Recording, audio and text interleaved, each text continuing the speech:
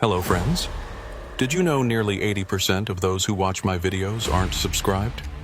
If you enjoy these stories, please hit that subscribe button and leave a like. It really helps. Thank you for being here. By the way, where are you watching from? Let me know in the comments.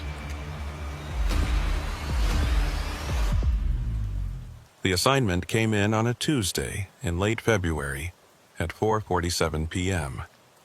I remember the exact time because I was watching the clock on my phone, counting down the seconds until I could finish my work and head home. But then my company tablet buzzed with a new assignment.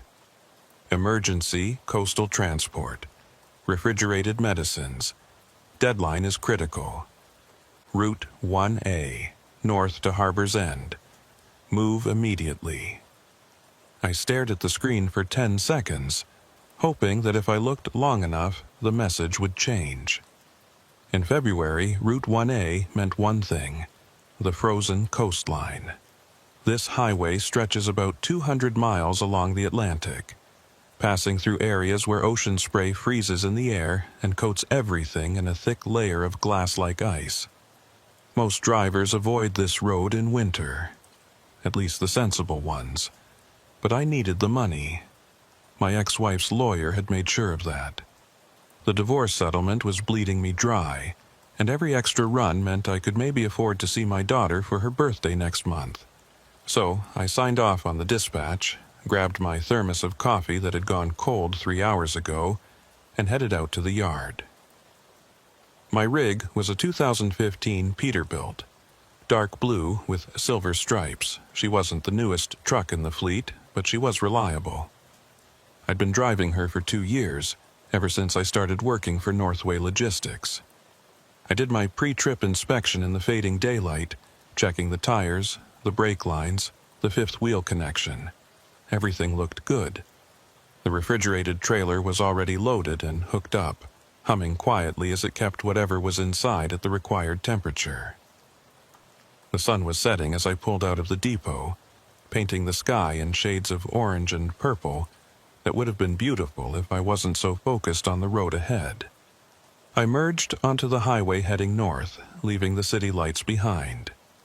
The further I drove, the darker it got. By the time I reached the turnoff for Route 1A, it was full night. The temperature had dropped at least 15 degrees in the past hour. I could see it on the dashboard display, 18 degrees Fahrenheit and falling. The road ahead was empty, just 2 lanes of asphalt cutting through pine forests that seemed to press in from both sides. I flipped on the high beams and settled in for the long haul. Route 1A starts inland, winding through rural communities that look like they were abandoned sometime in the 1970s and never quite recovered. Boarded-up gas stations, churches with broken windows, the occasional house with a single light burning in the window, making me wonder who still lived out here and why. The road gradually curves eastward, and after about 40 miles, you start to smell the ocean even with the windows closed. I'd driven this route twice before, both times in summer. During the day, it's actually beautiful in a harsh, unforgiving kind of way. Rocky cliffs dropping straight down to the water. Seabirds wheeling overhead, waves crashing against stone formations that have stood there for millions of years. But at night, in winter, it becomes something else entirely. The first sign that I was getting close to the coast was the wind. It came out of nowhere, a sudden gust that rocked the truck and made me tighten my grip on the steering wheel. Then another gust, harder this time. The empty trailer behind me swayed slightly, and I eased off the accelerator. The last thing I needed was to jackknife on a coastal highway in the middle of the night. The trees thinned out, replaced by low scrub and rocks. Then the ocean appeared on my right, a vast darkness that seemed to absorb all light. The moon was up, nearly full, and it turned the frozen spray along the shoreline into something that glittered like broken glass, beautiful and deadly. I checked the GPS. Harbor's End was still 93 miles away. I had maybe 4 hours of driving ahead of me, assuming the weather held and the roads stayed clear. I took a sip of cold coffee and grimaced. Should have stopped for a fresh cup, but the dispatcher had said, "Depart immediately," and I'd learned not to argue with dispatch. The highway here runs about 50 yards from the edge of the cliffs. There's no guardrail, just a white line painted on the asphalt, and then nothing but air and rocks and freezing water. I kept the truck firmly in the left lane, as far from that edge as possible. The wind was getting stronger, and I could hear it howling around the cab, a low, moaning sound that rose and fell like something breathing. That's when I noticed the ice. Not on the road, at least not yet, but coating everything else. The rocks, the scrub, the few stunted trees that managed to grow this close to the ocean. Everything was encased in ice, reflecting the moonlight in weird, distorted ways. It made the landscape look alien, like I was driving on some frozen planet instead of the main coast. I'd been on the coastal stretch for maybe 20 minutes when I saw the first odd thing. It was small, easy to miss if you weren't paying attention. A reflector post on the right side of the road, the kind they put up to mark the edge of the pavement when it snows. Except this one had something hanging from it, something dark and irregular that swayed in the wind. I slowed down as I approached, trying to get a better look. It was hard to tell in the headlights, but it looked like fabric. A piece of cloth, maybe, or a plastic bag. I told myself it was trash, blown up from the ocean and caught on the post. That made sense. Wind this strong could carry all kinds of debris. But as I passed it, my headlights caught it at just the right angle, and for a split second I could have sworn it looked like a coat. A child's coat. Dark blue or black, with the arms spread out like someone was hanging there. I looked in the side mirror trying to see it again, but it was already behind me, swallowed by the darkness. Probably just a trash bag, I told myself. The wind and the darkness were playing tricks on my eyes. That happens sometimes on long night drives. Your brain starts filling in details that aren't really there. I shook my head and focused on the road. The white line glowed in my headlights, a steady guide leading me north. The ocean roared somewhere to my right, waves crashing against the frozen rocks with a sound like thunder. Between the wind and the waves, the noise was almost deafening, even inside the cab. The heater was running full blast, but I could still feel the cold seeping in around the edges of the doors and windows. I cranked it up another notch and pulled my jacket tighter. The temperature outside had dropped to 14 degrees. Inside the cab, it was maybe 65, but it felt colder. 10 miles later, I saw another reflector post. This one also had something hanging from it. I was ready this time, watching carefully as I approached. It was definitely fabric, and it was definitely moving in the wind. But this one looked different, larger.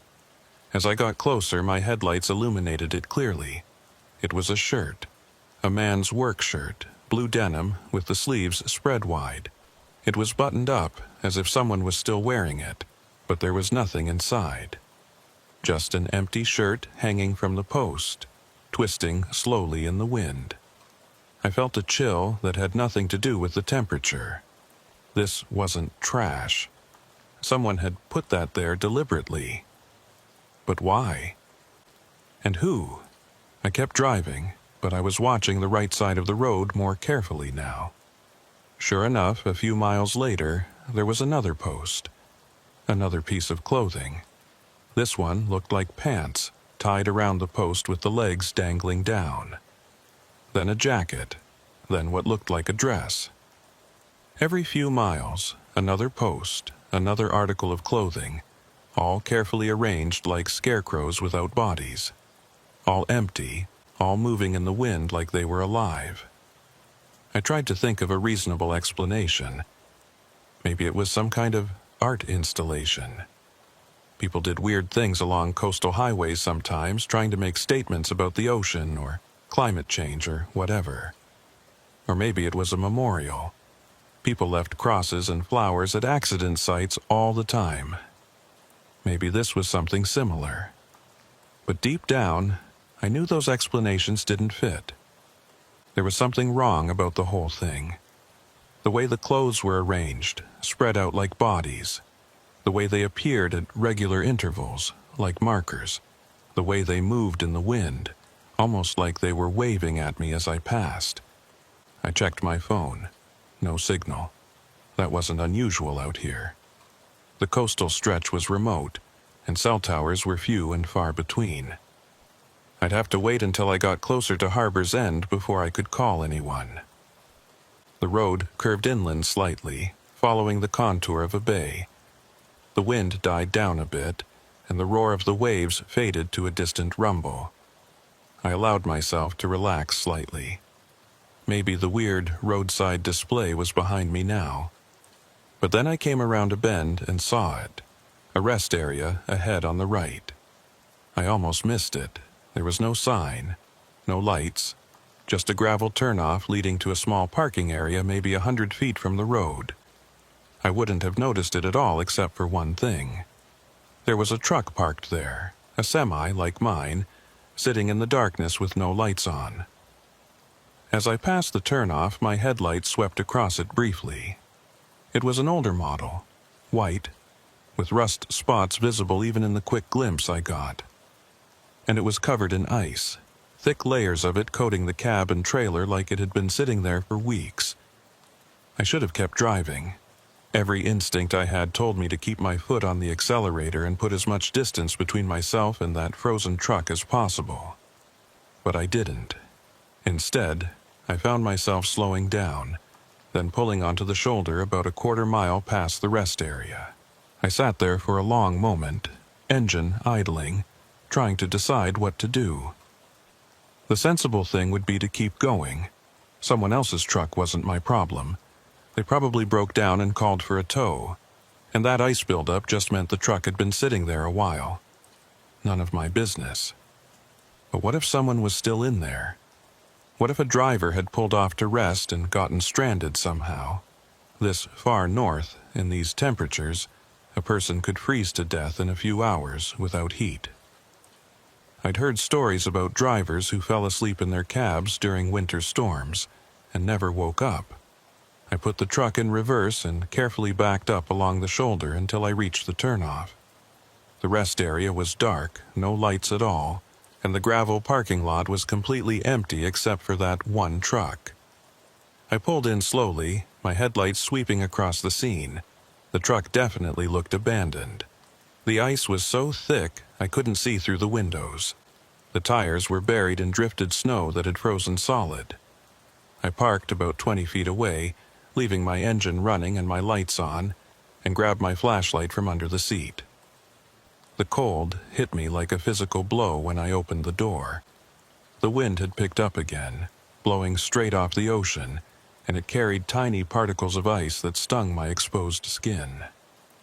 I pulled my jacket hood up and clicked on the flashlight. Walking toward the abandoned truck felt wrong. Every step I took, some part of my brain was screaming at me to turn around and get back in my warm cab. But I kept going, my boots crunching on the frozen gravel. Up close, the truck looked even worse. The ice wasn't just coating it. It had formed strange patterns, like fingers or roots spreading across the metal. The driver's side door was slightly ajar, and a thin layer of snow had drifted into the gap. I reached for the handle. That's when I heard it. A voice, faint and distant, coming from somewhere behind the truck. It sounded like someone calling for help, but the wind distorted it, making it impossible to tell if it was male or female, or even human. It could have been the wind itself, moaning through some gap in the rocks along the coast. I stood there, frozen, listening. The sound came again, clearer this time. Help. Definitely a word. Definitely a voice. And it was coming from the ocean side of the rest area where the ground sloped down toward the cliffs. I pointed my flashlight in that direction, but the beam only penetrated about 30 feet into the darkness before being swallowed up. I could hear the waves crashing below, louder now, and the wind was howling like something alive. "Hello," I called out. My voice sounded small and weak against the roar of the elements. "Is someone there?" No response, just the wind and the waves and the creaking of ice-covered trees. I waited another minute, then turned back to the truck. The door was still ajar. I pulled it open, wincing as ice cracked and fell away. The interior was dark and empty, the seats covered in frost. No driver, no personal belongings, nothing that indicated anyone had been here recently. I was about to close the door when I noticed something on the passenger seat.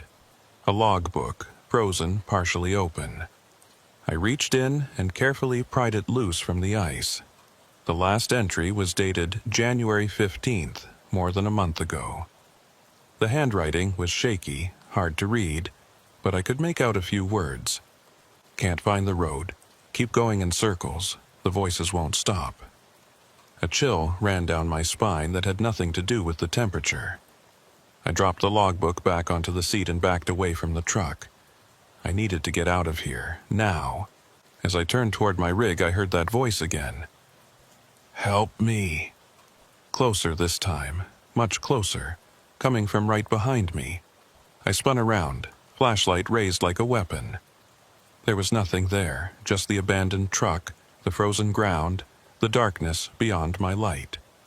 "Help me," again, but this time it sounded like it was coming from my left. I swung the flashlight in that direction. Nothing. "Help me," now from my right. "Help me," behind me. "Help me," all around me.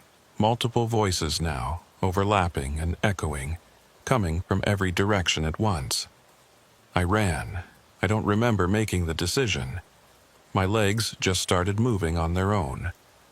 I sprinted across the frozen gravel, slipping and nearly falling twice, my breath coming in ragged gasps. I could hear the voices following me, getting louder, more insistent.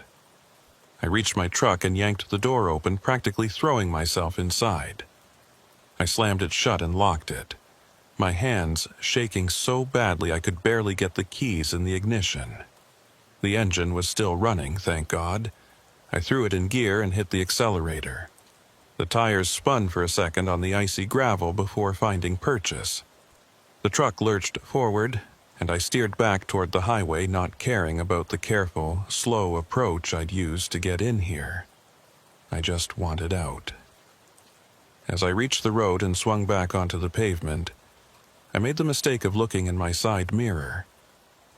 In the red glow of my taillights, I could see the rest area receding behind me. And I could swear I saw figures standing there, dozens of them, silhouetted against the darkness, all watching me leave. I faced forward and kept my eyes on the road, pressing the accelerator harder than I should have on these conditions. The speedometer climbed to 50, then 55, then 60. Too fast for this road, but I didn't care. I needed distance between myself and whatever the hell that was. After about 10 miles, when my heart rate had finally started to slow down, I allowed myself to think about what had just happened. The logical part of my brain tried to explain it away. The voices were just the wind. The figures were shadows and ice formations. The logbook was probably from some driver who got stuck in a storm and exaggerated what happened. But I knew what I'd heard.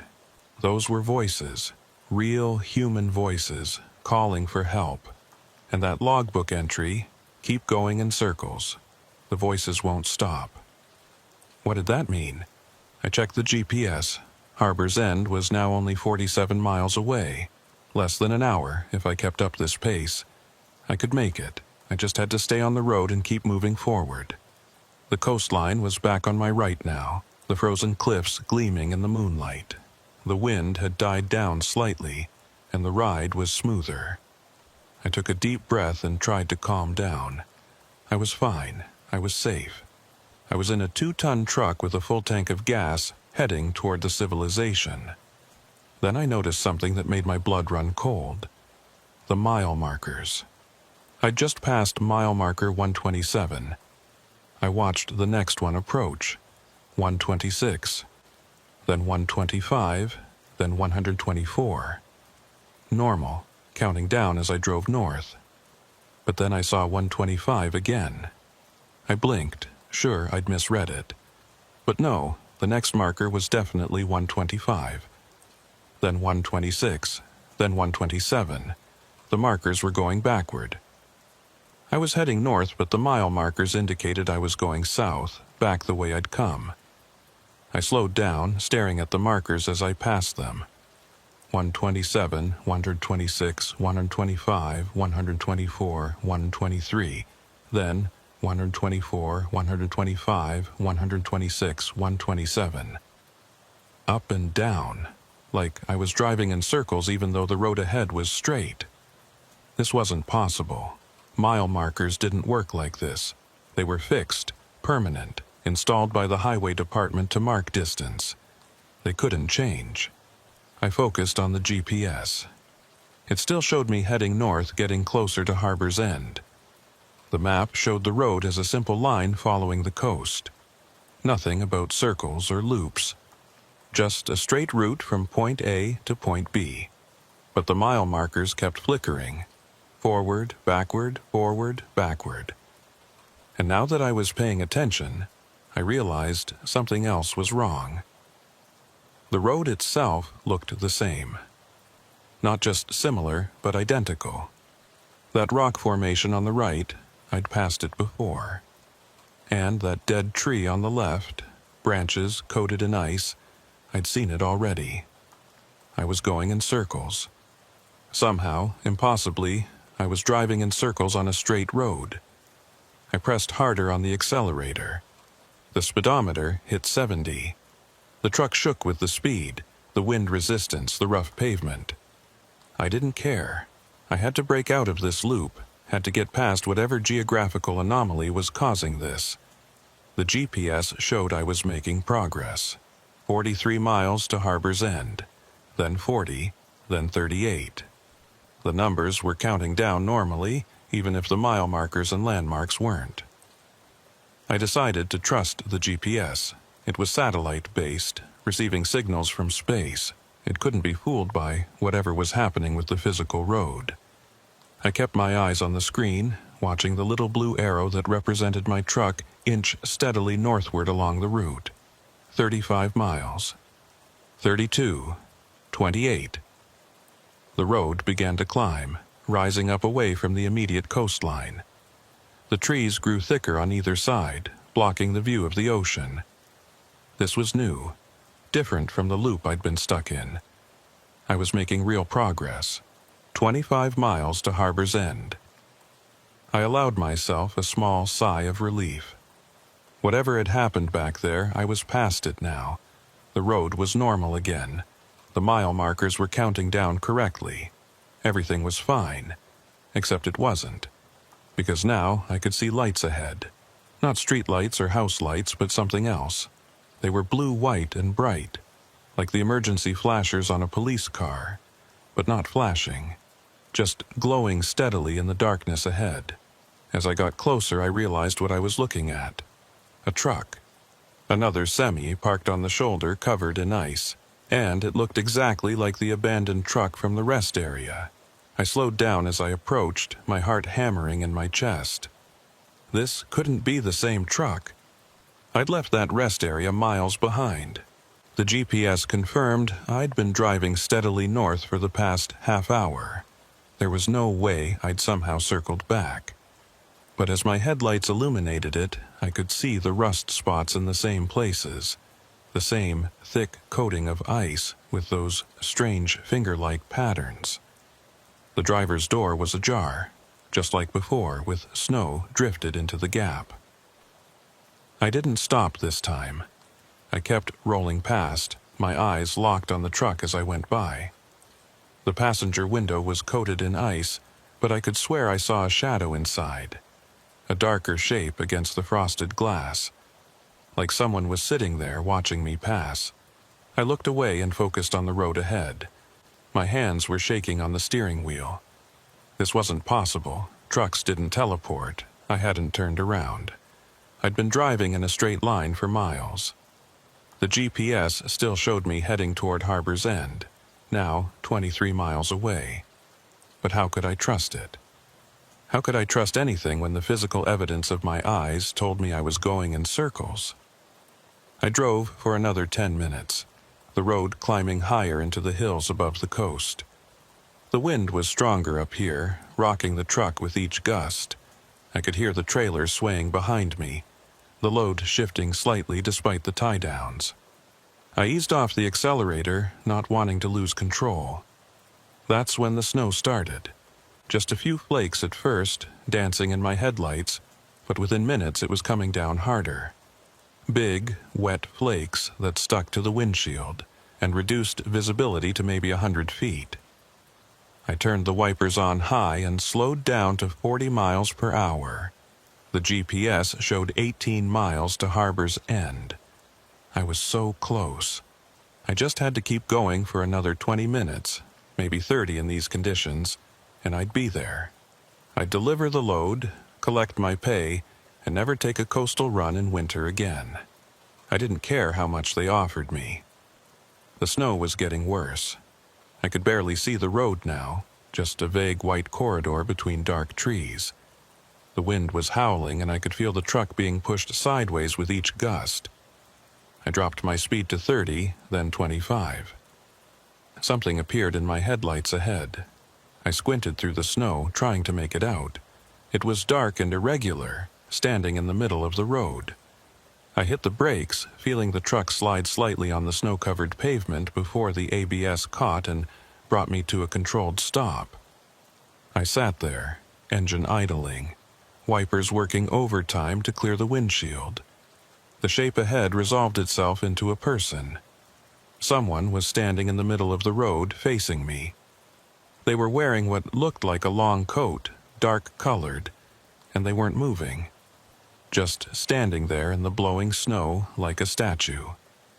I honked the horn. 3 long blasts that echoed weirdly in the snow-muffled night. The figure didn't move. I honked again, leaning on it this time. Still nothing. Whoever it was, they either couldn't hear me or didn't care. I put the truck in park and left the engine running. I didn't want to get out, didn't want to leave the warm safety of the cab, but I couldn't just sit here all night, and I definitely couldn't drive around them. The road was too narrow, with trees pressing in on both sides. I grabbed my flashlight and opened the door. The wind nearly ripped it out of my hand. Snow immediately began accumulating on the seat. I stepped down onto the pavement, my boots sinking into about 2 inches of fresh powder. "Hey!" I shouted, my voice barely carrying over the wind. "You need to move." The figure didn't respond. I walked toward it, the flashlight beam bouncing crazily in the blowing snow. As I got closer, details became visible. The coat was old-fashioned, like something from the 1950s or earlier, and the person wearing it wasn't moving at all, not even swaying in the wind. I was about 20 feet away when I realized why. It wasn't a person, it was another piece of clothing, just like the ones I'd seen hanging on the reflector posts. This coat was much larger, heavier, and someone had stuffed it with something to make it stand upright. Sticks or branches, maybe, forming a rough skeleton inside the fabric. I lowered the flashlight, relief washing over me. Not a person. Just another weird roadside display. I could push it off to the side and keep going, but as I reached out to grab it, the coat moved. Not from the wind. This was different. The arms rose slowly, spreading wide like it was welcoming me into an embrace. And then it fell apart, collapsing in on itself as whatever was holding it up gave way. I jumped back, my heart racing. When I pointed the flashlight at the pile of fabric, I could see there was nothing inside.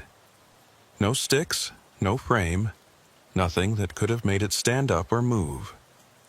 Just an empty coat lying in the snow. I ran back to the truck, not caring how it looked, not caring about anything except getting away from that thing.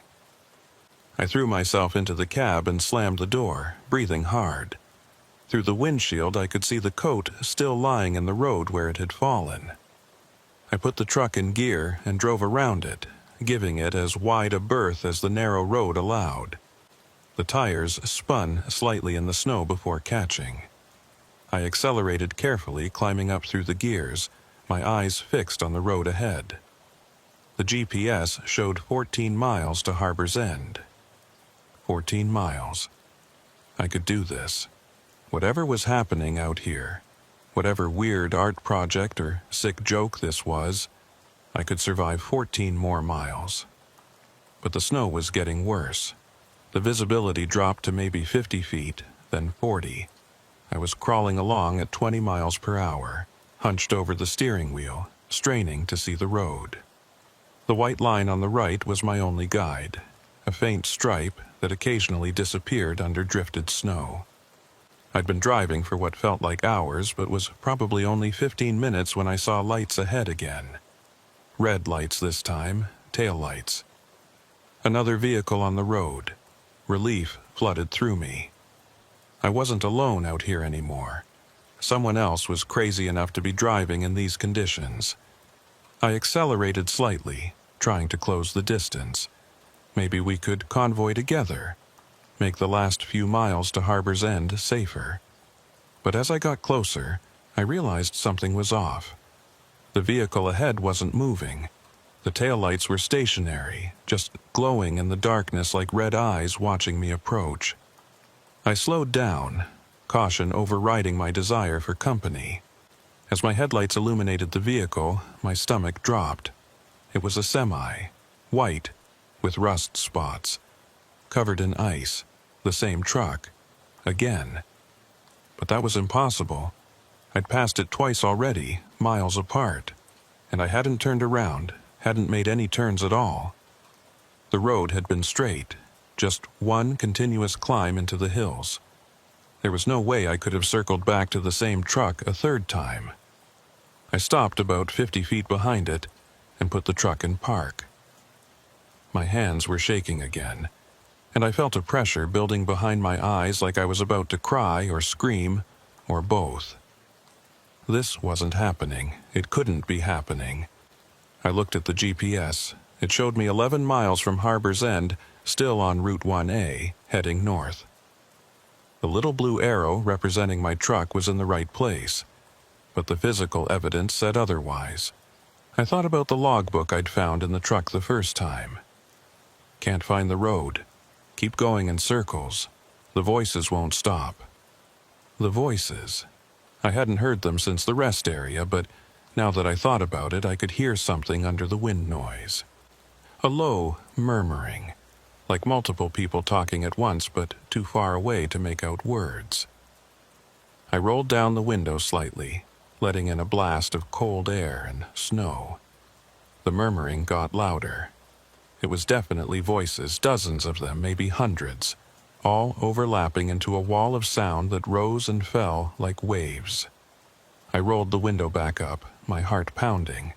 This wasn't real. It couldn't be real. I was hallucinating, that was the only explanation. The long hours, the stress of the drive, the isolation, it was all catching up to me. I was having some kind of breakdown, but I didn't feel crazy. I felt terrified, yes, but my mind was clear. I knew where I was, what day it was, what I was supposed to be doing. I wasn't delusional or confused. I was just stuck on a road that didn't make sense, seeing things that shouldn't exist. I looked at the abandoned truck again. The driver's door was ajar, just like before. And I knew, with absolute certainty, that if I got out and opened that door, I'd find the same logbook on the passenger seat with the same entry dated January 15th. I wondered about the driver who'd written that entry. Where were they now?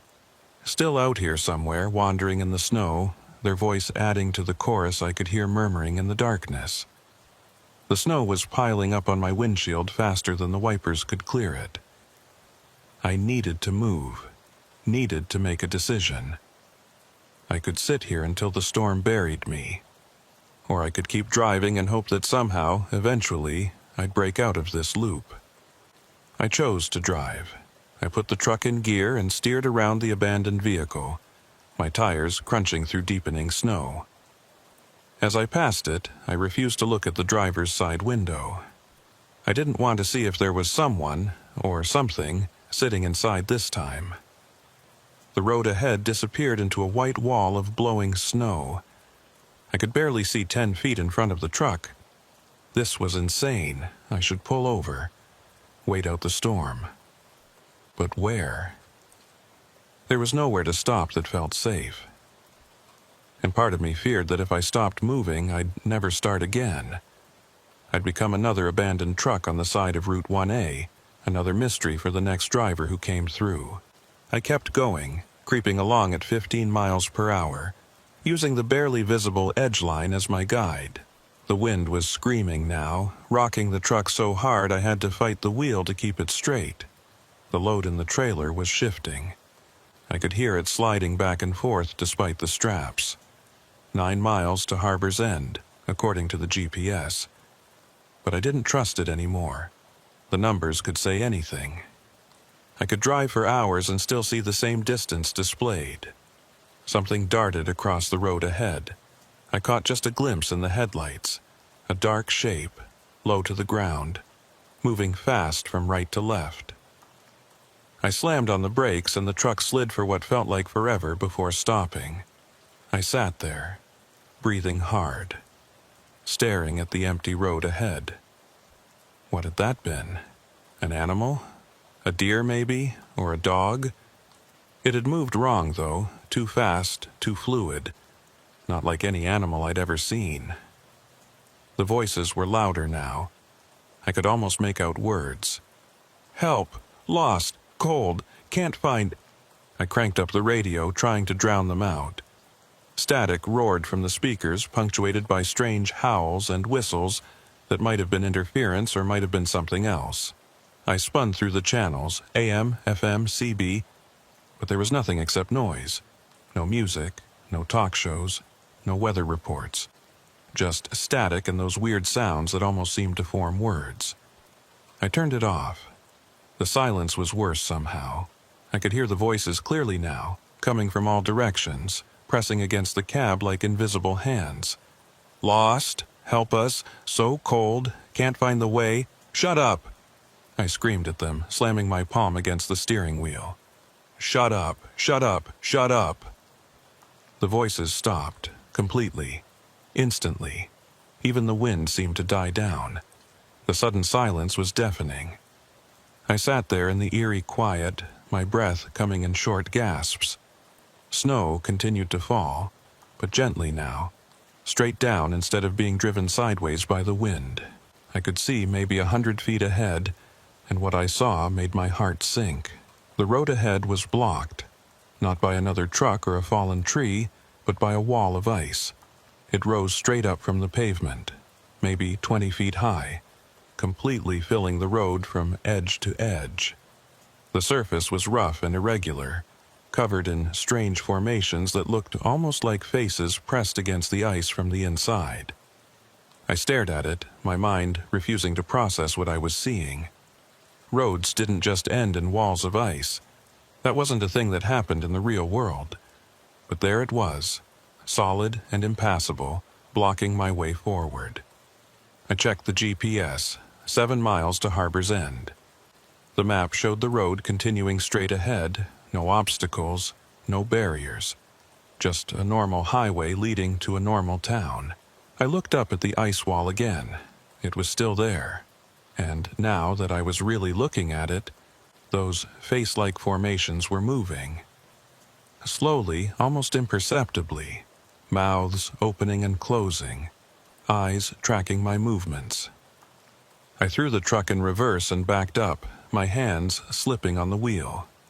I didn't care about careful or controlled anymore. I just needed to get away from that wall and whatever was frozen inside it. The truck lurched backward, the trailer fishtailing slightly in the snow. I straightened it out and kept reversing until I'd put maybe 100 yards between myself and the ice wall. Then I stopped and tried to think. I couldn't go forward. I couldn't go back. Every time I tried, I ended up at that abandoned truck. I was trapped on a stretch of road that looped back on itself, with no visible exit and no way to call for help. The logical part of my brain kept insisting there had to be an explanation. Geographic anomaly, navigation error, equipment malfunction. Something rational and explainable, but the rest of me knew better. This was something else. Something outside the normal rules of reality. I thought about that logbook again. The driver who'd written it had been stuck just like me, driving in circles, unable to find the way out. What had happened to them? Were they still out here somewhere? Or had they found a way out that I hadn't discovered yet? Or had they become part of the voices, part of the chorus of lost souls calling for help in the darkness? I shook my head, trying to clear that thought. I wasn't going to end up like that. I was getting out of here. I just needed to figure out how. I looked around, really looked, trying to see past the snow and darkness for anything that might help. The trees on either side of the road were thick, impenetrable. No way to drive through them. But maybe there was a side road I'd missed. A turnoff or logging trail that wasn't on the GPS. I put the truck in drive and crept forward slowly, scanning both sides of the road. The snow was letting up again, and visibility was improving. I could see maybe 200 feet now, enough to spot any gaps in the tree line. Nothing on the left. But on the right, about a quarter-mile ahead, there was something. Not a road exactly, but a break in the trees. A space where I might be able to turn around if I was careful. I approached it slowly, my headlights illuminating what looked like an old access road or driveway. It was narrow, barely wide enough for my truck, and it was completely unplowed. But it led away from the main road, and right now, that was the only direction that mattered. I turned the wheel and carefully guided the truck into the gap. Branches scraped against the sides of the cab with a screech like fingernails on metal. The ground was uneven, and I could feel the truck bouncing over hidden rocks and roots. But I was making progress, moving perpendicular to the cursed highway. The access road curved to the left, then to the right, winding between massive pine trees. Snow covered everything, making it impossible to see what was beneath. I could be driving over solid ground, or a frozen stream, or the edge of a cliff. No way to know. After about 5 minutes of careful driving, the trees opened up slightly and I found myself in a small clearing. And there, in the middle of that clearing, was a building. It was a house. Or it had been a house once.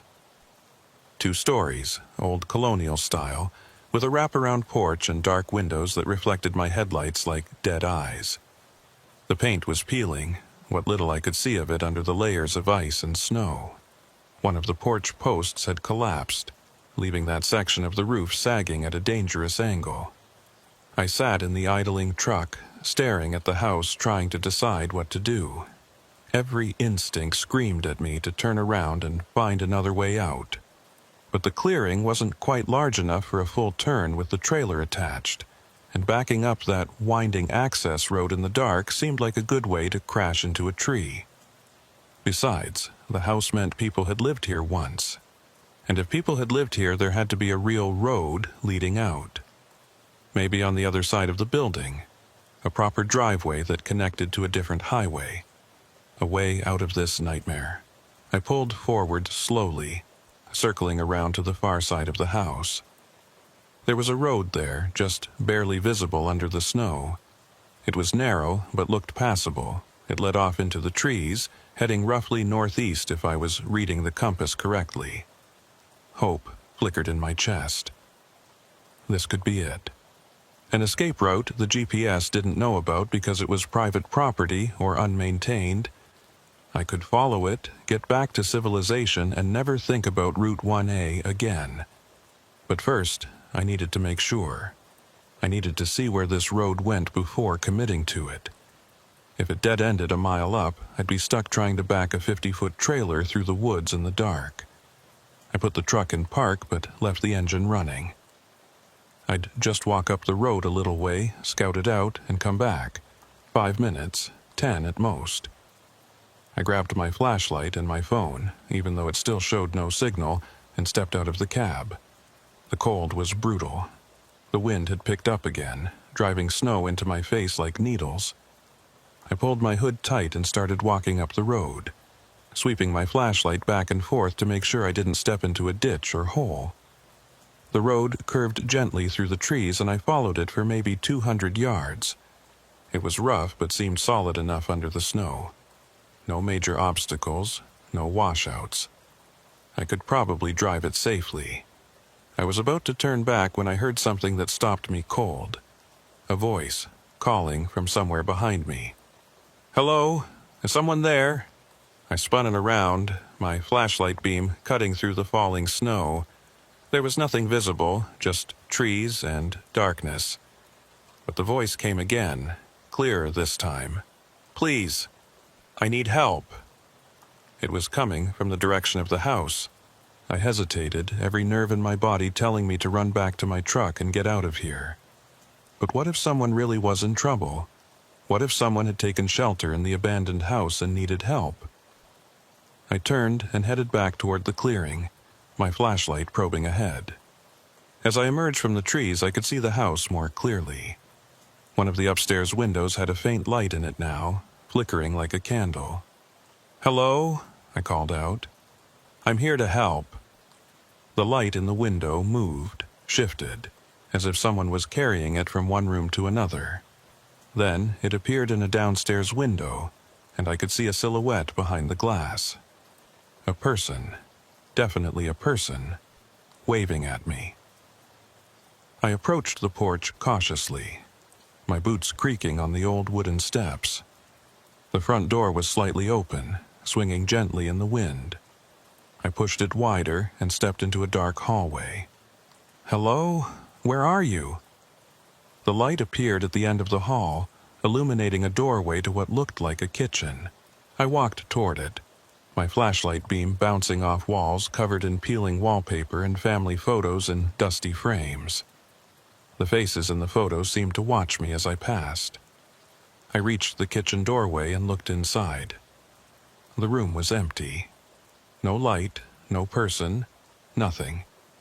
Just an old kitchen with a rusted stove and a table covered in debris. "Where are you?" I called again, louder this time. A creak from above. Footsteps on the second floor, slow and deliberate, moving from one end of the house to the other. I pointed my flashlight at the ceiling, tracking the sound. "I'm coming up," I announced, not sure why I felt the need to warn whoever it was. "Stay where you are." I found the stairs and climbed them carefully, testing each step before putting my full weight on it. Some of them groaned ominously, and one felt soft enough that I skipped it entirely. At the top was a landing with 4 doors, all closed. The footsteps had stopped. Everything was silent except for the wind rattling the windows. "Hello?" My voice echoed strangely in the enclosed space. One of the doors swung open slowly. Not from the wind, there was no draft up here. It just opened on its own, revealing a dark bedroom beyond. I approached it with my flashlight raised. The room was empty except for an old bed frame and a dresser with a cracked mirror. But on the floor, in the dust, I could see footprints. Fresh ones, made recently, leading to the window. I walked over and looked out. The window faced the clearing where my truck was parked, engine still running, headlights cutting through the snow. And standing next to my truck, looking up at the house, was a figure in a long dark coat. My blood ran cold. I was up here. No one had passed me on the stairs. So, who was that standing by my truck? As I watched, the figure raised one arm and pointed directly at the window I was looking through. Directly at me. I stumbled backward, nearly tripping over the footprints in the dust. I needed to get out of this house, get back to my truck, get the hell away from here. I ran for the stairs, taking them 2 at a time, not caring about the creaking or the soft wood. I burst through the front door and into the snow, sprinting across the clearing toward my truck. The figure by the truck didn't move. As I got closer, I could see it more clearly in my headlights. It was wearing the same kind of old-fashioned coat I'd seen standing in the road earlier. And it was completely still, not even swaying in the wind. I slowed down, circling wide to approach the driver's side door from an angle that kept the truck between me and the figure. I climbed into the cab and immediately locked the doors, my hands shaking so badly I could barely manage it. The figure still hadn't moved. I put the truck in gear and started rolling forward, heading for the road I'd scouted earlier. As I passed the figure, I made the mistake of looking at it directly. It had no face. Where the features should have been, there was just smooth, blank ice. And yet, I had the overwhelming sensation that it was watching me, tracking my movement with eyes that didn't exist. I pressed the accelerator, not caring about the careful approach anymore. The truck bounced over the rough ground, the trailer swaying wildly behind me. I reached the road and turned onto it, accelerating as fast as I dared in these conditions. In my side mirror, I could see the house and the clearing receding behind me. The figure was gone. No, not gone. It was standing in the road now, in the middle of the path I'd just driven on, still pointing at me with that one raised arm. Then the trees blocked my view, and it was gone. I focused on the road ahead, such as it was. In the dark and snow, it was almost impossible to follow. I was steering by instinct more than sight, trying to keep between the trees, hoping I was still on the road and not about to crash into a ravine. The compass on my dashboard showed I was heading northeast, which was right. If I could just keep going in this direction, I'd eventually hit another highway or town or something. I had to, but the road seemed to be deteriorating. What had been rough but passable was becoming nearly impassable.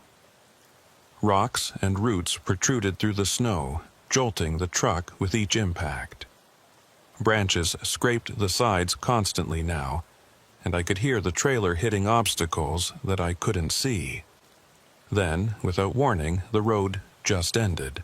My headlights illuminated a wall of trees ahead, packed so tightly together that even a person would have trouble squeezing through. I slammed on the brakes and stopped with the front bumper maybe a foot from the nearest trunk. I sat there, breathing hard, trying to process this. The road had led here. I'd been following it for nearly a mile. Roads didn't just end like this. There had to be a way through. I opened the door and got out with my flashlight, walking up to examine the trees. They were real, solid, ancient pines that must have been here for 100 years or more, and they formed an impenetrable barrier. There was no way my truck was getting through. I walked back along the road I'd come from, looking for any turn I might have missed, but there was nothing. Just one narrow track leading straight to this dead end. This didn't make sense. But then, nothing about tonight made sense. I was in a nightmare version of reality where roads looped back on themselves, houses had occupants that weren't there, and figures made of ice pointed at you with absent eyes. I got back in the truck and sat there, trying to think. I could reverse back the way I'd come, but that would take me past the house again, past that figure that had no face. The thought of it filled me with a dread so profound I could barely breathe. But what choice did I have? The road ahead was blocked. The only way out was back. I put the truck in reverse and started backing up, using my mirrors and the backup camera to navigate. The trailer made this incredibly difficult, especially in the dark with snow limiting visibility. I was moving maybe 5 miles per hour, constantly adjusting the wheel to keep from jackknifing. It took forever. Every minute felt like an hour, and all I could think about was what I'd find when I got back to the clearing. Would the house still be there? Would there be more figures waiting? Finally, I saw the clearing opening up ahead. I backed into it and stopped, my headlights sweeping across the scene as I straightened out. The house was still there, but it looked different. Older, more decrepit. Parts of the roof had collapsed, and several windows were broken. It looked like it had been abandoned for decades, not hours. And there were more figures now, dozens of them, scattered around the clearing, all wearing those long dark coats, all standing perfectly still, all facing my truck. I sat frozen in horror, my mind refusing to accept what I was seeing. Where had they come from? They hadn't been there before. The clearing had been empty except for that one figure. One of them moved, just a slight step forward, but in contrast to their previous stillness, it was shocking. Then another one moved, and another. Slowly, incrementally, they were all starting to move toward my truck. I threw it in drive and hit the accelerator, not caring that I was driving straight toward them. The truck lurched forward, picking up speed, and the figures didn't move out of the way. I was going to hit them, going to plow right through them, and part of me didn't care. But at the last second, they dispersed. Like smoke or fog, they just came apart, dissolving into the falling snow as if they'd never been solid at all. The truck passed through the space where they'd been standing, through wisps of cold mist that evaporated against the windshield. I kept going, bouncing back down the access road toward Route 1A. I didn't slow down, didn't look back. The branches tore at the truck and trailer, and I could hear things breaking and scraping, but I didn't care. I just needed to get back to the main road, to something familiar even if it was cursed. The access road seemed longer now, twisting and turning in ways I didn't remember from before. But eventually, I saw pavement ahead and burst out onto Route 1A in a spray of snow and gravel. I straightened the truck out and looked both ways. The abandoned white semi was nowhere in sight. The road ahead was empty, just snow and darkness and that endless white line leading north. I checked the GPS. 5 miles to Harbor's End. I didn't believe it, but I started driving anyway because what else was I going to do? Stop and wait for those figures to coalesce out of the snow again? Keep searching for side roads that led to dead ends and impossible houses? No, I was going to drive. I was going to keep my foot on the accelerator and my eyes on that white line, and I was going to drive until I either reached Harbor's End or ran out of road or went completely insane. The snow was falling harder again, and the wind had returned with renewed fury. The truck rocked and swayed, the load in the trailer shifting dangerously. I could hear things breaking back there, expensive pharmaceuticals that I was supposed to deliver intact. The company would probably fire me. I didn't care. 4 miles, 3 miles, 2 miles. The road was descending now, dropping back down toward the coast. I could hear the ocean again, the crash of waves against frozen rocks. The sound was almost comforting in its normality. Waves were real, the ocean was real. These were things that existed in the normal world. 1 mile to Harbor's End. I could see lights ahead now, real lights, street lights and building lights, the warm glow of civilization. I wanted to cry with relief. The road leveled out, and suddenly I was driving through the outskirts of town. Buildings on both sides, closed for the night but undeniably real. A gas station, a grocery store, a hardware store. Normal things, real things. The GPS announced that I'd reached my destination. I pulled into the warehouse parking lot, which was lit up like midday under sodium vapor lights. There was a guard shack by the entrance, and a man in uniform came out to check my paperwork. "Rough night?" he asked, looking at the damage to my truck. "You have no idea," I said. My voice sounded strange, rough and strained. He checked my delivery order and waved me through to the loading dock. I parked and sat there for a moment, just breathing, letting the reality of the warm lights and solid buildings sink in. I'd made it. I was safe. I climbed out of the cab and walked around to the trailer. The damage was worse than I'd thought. Deep gouges in the sides like something with claws had raked across it. Several panels were dented or torn, but it was still intact, still sealed. The warehouse crew started unloading while I filled out the paperwork. They didn't comment on the damage, and I didn't explain it. What would I say? That I'd driven through a ghost forest where faceless figures watched me from the snow? They'd think I was crazy. Hell, I thought I was crazy. But when I signed the delivery confirmation, I noticed the date stamp. February 16th, 11:47 p.m. I'd left the depot on February 15th at around 6 p.m. According to my watch and the truck's computer, I'd been driving for maybe 6 hours, 7 at most, but somehow I'd lost an entire day. Somewhere on that frozen coastal route, 24 hours had just disappeared. I thought about mentioning it to someone, but what good would that do? I had no proof, no evidence, just my word and a damaged trailer and a persistent feeling that something terrible had happened, even though I couldn't quite remember what. The crew finished unloading, and I signed the final paperwork. The warehouse manager told me I could park the truck and get some sleep in the driver's lounge before heading back. I thanked him and moved the truck to the designated area. But I didn't sleep. I sat in the lounge with a cup of bad coffee, watching the snow fall outside the window, trying to process what I'd experienced. The faces frozen in the ice wall, the impossible house with its phantom occupants, the figures that dispersed like smoke. Were they real? Or had I experienced some kind of psychological break brought on by exhaustion and isolation? I'd heard stories about truckers who drove too long without sleep and started hallucinating, seeing things that weren't there.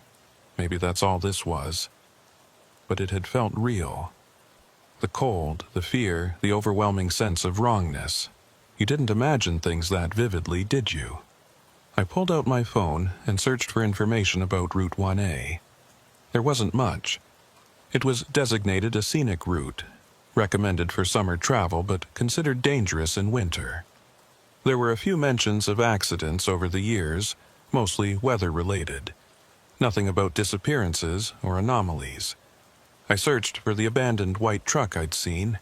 Nothing came up. I tried different search terms, different combinations. Still nothing. Then I searched for truckers who'd disappeared on coastal routes. The results made my blood run cold. There were dozens of cases. Drivers who'd started a coastal run and never arrived. Trucks found abandoned on the side of the road with no sign of the driver. Logbooks with increasingly erratic entries that suddenly stopped. One article from 2011 mentioned a driver named Marcus Webb who'd disappeared on Route 1A during a February snowstorm. His truck was found at a rest stop, covered in ice, with a logbook open to the last entry. Can't find the road. Keep going in circles. The voices won't stop. Webb, the same name that had been on the logbook I'd found. But this article was from 2011. The entry I'd seen was dated 2017, unless I'd misread the date. Unless my memory was playing tricks on me, scrambling details, trying to make sense of the impossible. I put my phone away and stared at my coffee. It had gone cold. I didn't remember how long I'd been sitting there. The warehouse manager poked his head into the lounge. "You okay, buddy? You look like you've seen a ghost." "I'm fine," I lied. "Just tired." "Get some rest," he said. "Storm's supposed to break by morning. You'll have clear roads back." Back. He wanted me to drive back down Route 1A. Back through whatever I'd escaped. The thought filled me with a terror so complete I couldn't breathe. "Is there an alternate route?" I asked, trying to keep my voice steady. "Maybe inland?" He shrugged. "Sure, but it'll add 3 hours to your drive. Company probably won't approve the extra fuel." "I'll pay for it myself," I said. He gave me a strange look but didn't argue. "Suit yourself. I'll write up the route for you." I waited while he printed out directions for an inland route that would take me south without touching the coast. It was longer, more complicated, passing through smaller towns and secondary highways, but it avoided Route 1A entirely. I thanked him and headed back to my truck. The snow had stopped and the sky was clearing. Dawn wasn't far off. I could see the first hint of gray on the eastern horizon. I did my pre-trip inspection, checking everything twice. The truck was damaged but roadworthy. I'd deal with the company's questions about it later. Right now, I just wanted to get moving. I pulled out of the warehouse lot and followed the manager's directions, heading west instead of south, away from the coast, away from the ocean, away from Route 1A. As I drove, the sun started to rise, painting the sky in shades of pink and orange. Normal colors. Real colors. The world looked solid again. Ordinary. The nightmare of the previous night began to feel distant, like something that had happened to someone else. But I knew I'd never forget it. Never forget the sound of those voices calling for help. Never forget the figures without faces pointing at me from the snow. Never forget the feeling of being trapped on a road that looped back on itself, unable to escape. And I knew, with absolute certainty, that I'd never drive Route 1A again. Not in winter, not in summer, not ever. Whatever was out there on that frozen coastline, it could stay there without me. I got back to the depot 36 hours after I'd left. The company was pissed about the damaged trailer and the extra fuel costs, but they couldn't prove I'd done anything wrong. I told them I'd gotten caught in the storm and had to take an alternate route to avoid dangerous conditions. Which was true, technically. They docked my pay for the damages and put a note in my file. I didn't care. I was just glad to be back. Glad to be alive. Glad to be somewhere with other people and noise and normalcy. But I couldn't shake the feeling that something had followed me back. Nothing I could point to, nothing obvious. Just a persistent sense of being watched. Of shadows moving at the edge of my vision. Of voices murmuring just below the threshold of hearing. I started having trouble sleeping. Every time I closed my eyes, I was back on that road, driving through the snow, watching mile markers count backward. I'd wake up gasping, convinced I could hear waves crashing and wind howling. I saw a doctor. He prescribed sleeping pills and suggested therapy. I went to 3 sessions before giving up. How could I explain what I'd experienced? The therapist would think I was delusional. Hell, I thought I was delusional. But the dreams didn't stop, and they got worse. More vivid, more detailed. I started dreaming about the house in the clearing, walking through its rooms, finding things I hadn't seen during my brief time there. Messages scratched into walls. Names carved into floorboards. Dozens of names, maybe hundreds, all different drivers who'd taken the same route and never made it out. In the dreams, I could hear their voices clearly. They were the ones calling for help on that frozen road. They were the ones trapped inside the ice wall, pressing against it, trying to break free. They were the figures in the long coats, waiting in the snow, searching for someone to take their place. And every dream ended the same way. I'd be driving again on Route 1A, heading north toward Harbor's End. But this time, I wouldn't make it. This time, I'd become one of them. Another voice calling for help. Another figure standing in the snow, waiting for the next driver who made the mistake of stopping. I quit the company 3 months later. Told them I was done with the long-haul driving, that I wanted something local. They were happy to accommodate. I'd been a reliable driver, and they valued that. They gave me a position doing local deliveries, short runs that never took me more than 50 miles from the depot. It helped. The nightmares became less frequent when I wasn't spending hours alone on dark highways. I started sleeping better, eating better. I even started dating someone, a woman I met at a diner who didn't ask too many questions about why a long-haul trucker had given it all up. But I still couldn't drive past the ocean without feeling it. That pull, like something out there was calling my name, like unfinished business was waiting for me on that frozen coastline. I started avoiding coastal areas entirely, took different routes, added time to my drives, just to stay inland. My boss noticed, but didn't comment. I was doing my job, making my deliveries. What did it matter how I got there? 6 months after that night, I was making a delivery to a warehouse in northern Massachusetts. It was supposed to be simple. Pick up a load of auto parts and bring them back to the depot. I'd done it a dozen times before, but when I got to the warehouse, the foreman told me there'd been a change. They needed the parts delivered to a different location, a coastal town about an hour north. He showed me the address, Harbor's End. I stared at the paper, my hands starting to shake.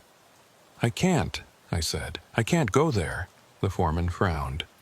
"What do you mean you can't? It's just a delivery."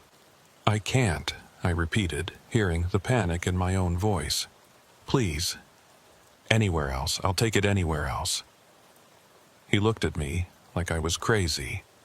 Maybe I was. "Look, buddy, I don't know what your problem is, but this is the delivery. You don't want to do it. I'll call your company and they can send someone else." I almost said yes, almost told him to call and get a different driver. But I knew what that would mean. Questions I couldn't answer. Maybe losing my job. And for what? Because I was afraid of a road? I took the paper from him with shaking hands. "I'll do it," I said. The drive north was torture. Every mile felt like a countdown to something terrible. I tried to convince myself it would be fine. I'd be taking a different route this time, a main highway that ran parallel to the coast but never actually touched it. I wouldn't have to drive Route 1A. I wouldn't have to face whatever was waiting there. But as I got closer, I realized the main highway was closed for construction. There was a detour sign, pointing toward a smaller road. A coastal road, Route Way. I pulled over, my heart hammering. I couldn't do this. I couldn't drive that road again. But the only alternative was to turn around, go back, admit defeat. And something about that felt wrong. Like I'd be running from a problem that would never go away unless I faced it. So I drove. I merged onto Route 1A, heading north, my hands white-knuckled on the steering wheel, every nerve in my body screaming at me to turn back. The road looked different in daylight.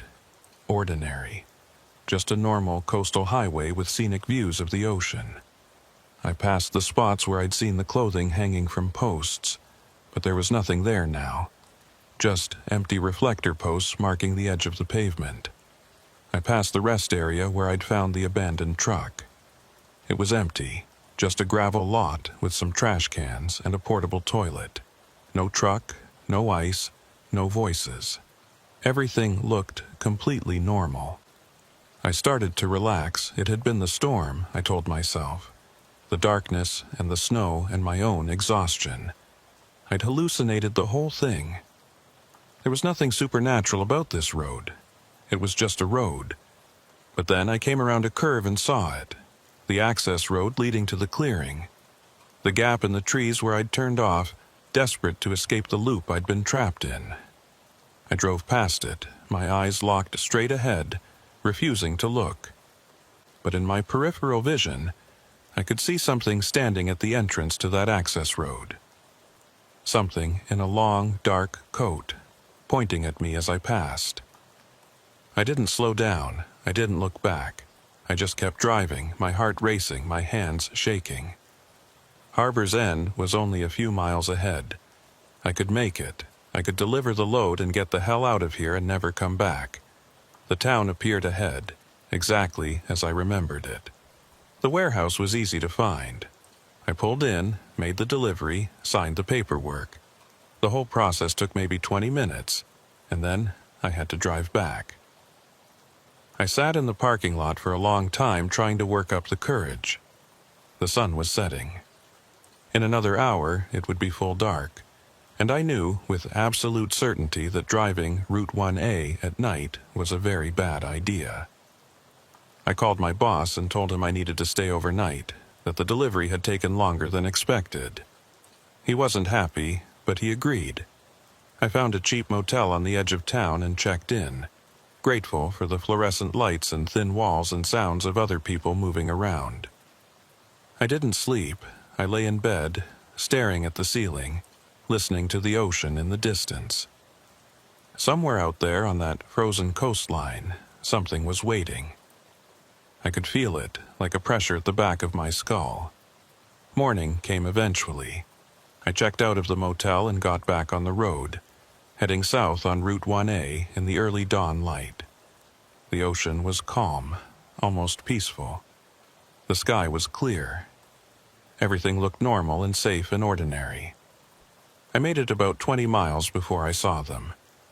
Figures standing at the side of the road, dressed in long, dark coats, perfectly spaced at regular intervals. I counted 11 of them before I stopped counting. They were all facing the road, all watching as I drove past. And though I couldn't see their faces clearly at this distance, I knew what I would find if I stopped and looked closely. Nothing. Just blank ice where their features should be. I kept driving, fighting the urge to speed up, to run. They couldn't hurt me as long as I stayed on the road, as long as I kept moving. That's what I told myself. But one of them moved. As I passed, it turned its head to follow my progress. Then another one moved, and another. By the time I was past them all, they were all turned around, all watching me drive away. In my rearview mirror, I could see them starting to walk. Not toward me, but in the same direction I was traveling. Following me. Matching my speed even though I was doing 60 and they were on foot. I pressed the accelerator harder. 70, 80. The truck wasn't designed for this kind of speed, especially not on these roads, but I didn't care. I had to outrun them, had to put distance between myself and whatever those things were. The speedometer hit 90. The truck was shaking, the trailer swaying dangerously. I was going to lose control, going to crash, but I couldn't slow down. The figures in my mirror were keeping pace, gliding over the pavement like they were skating on ice. Then, abruptly, they stopped. All of them at the same moment, like they'd hit an invisible barrier. They just stood there in the middle of the road, watching me pull away. I slowed down to a more reasonable speed, my heart still pounding. I'd crossed some kind of boundary, some line that they couldn't or wouldn't cross. I was safe, for now. I made it back to the depot without any other incidents. I turned in the truck, filed my reports, and went home. I didn't mention the figures on the road. What would I say? But I dream about them now, every night.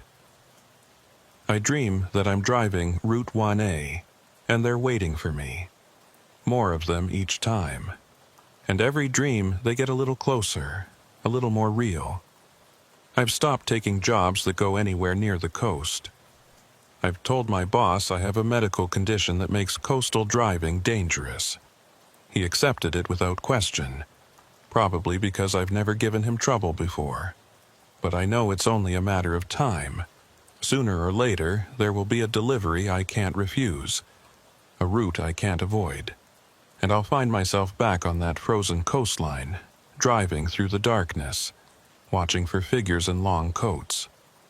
Maybe next time I won't make it out.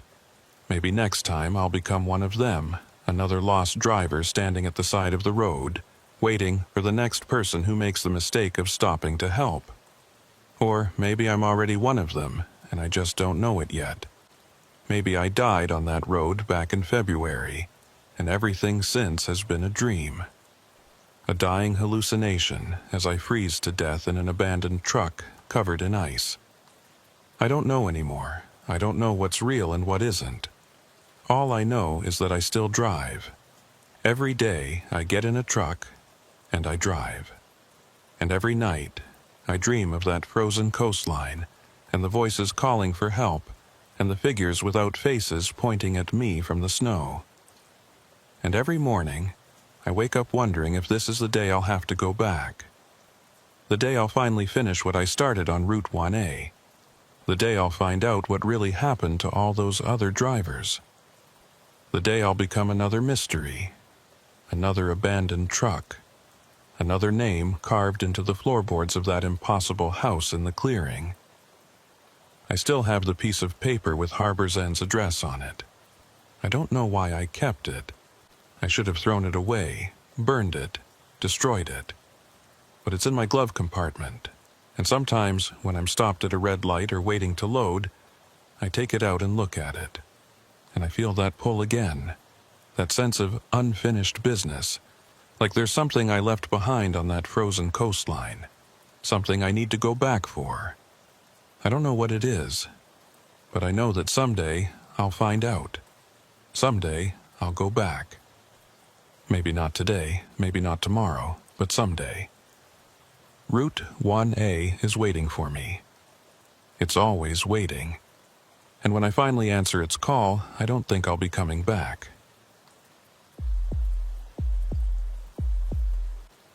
I've been hauling freight up and down the East Coast for nearly 12 years now, and in that time, I've learned to trust my instincts.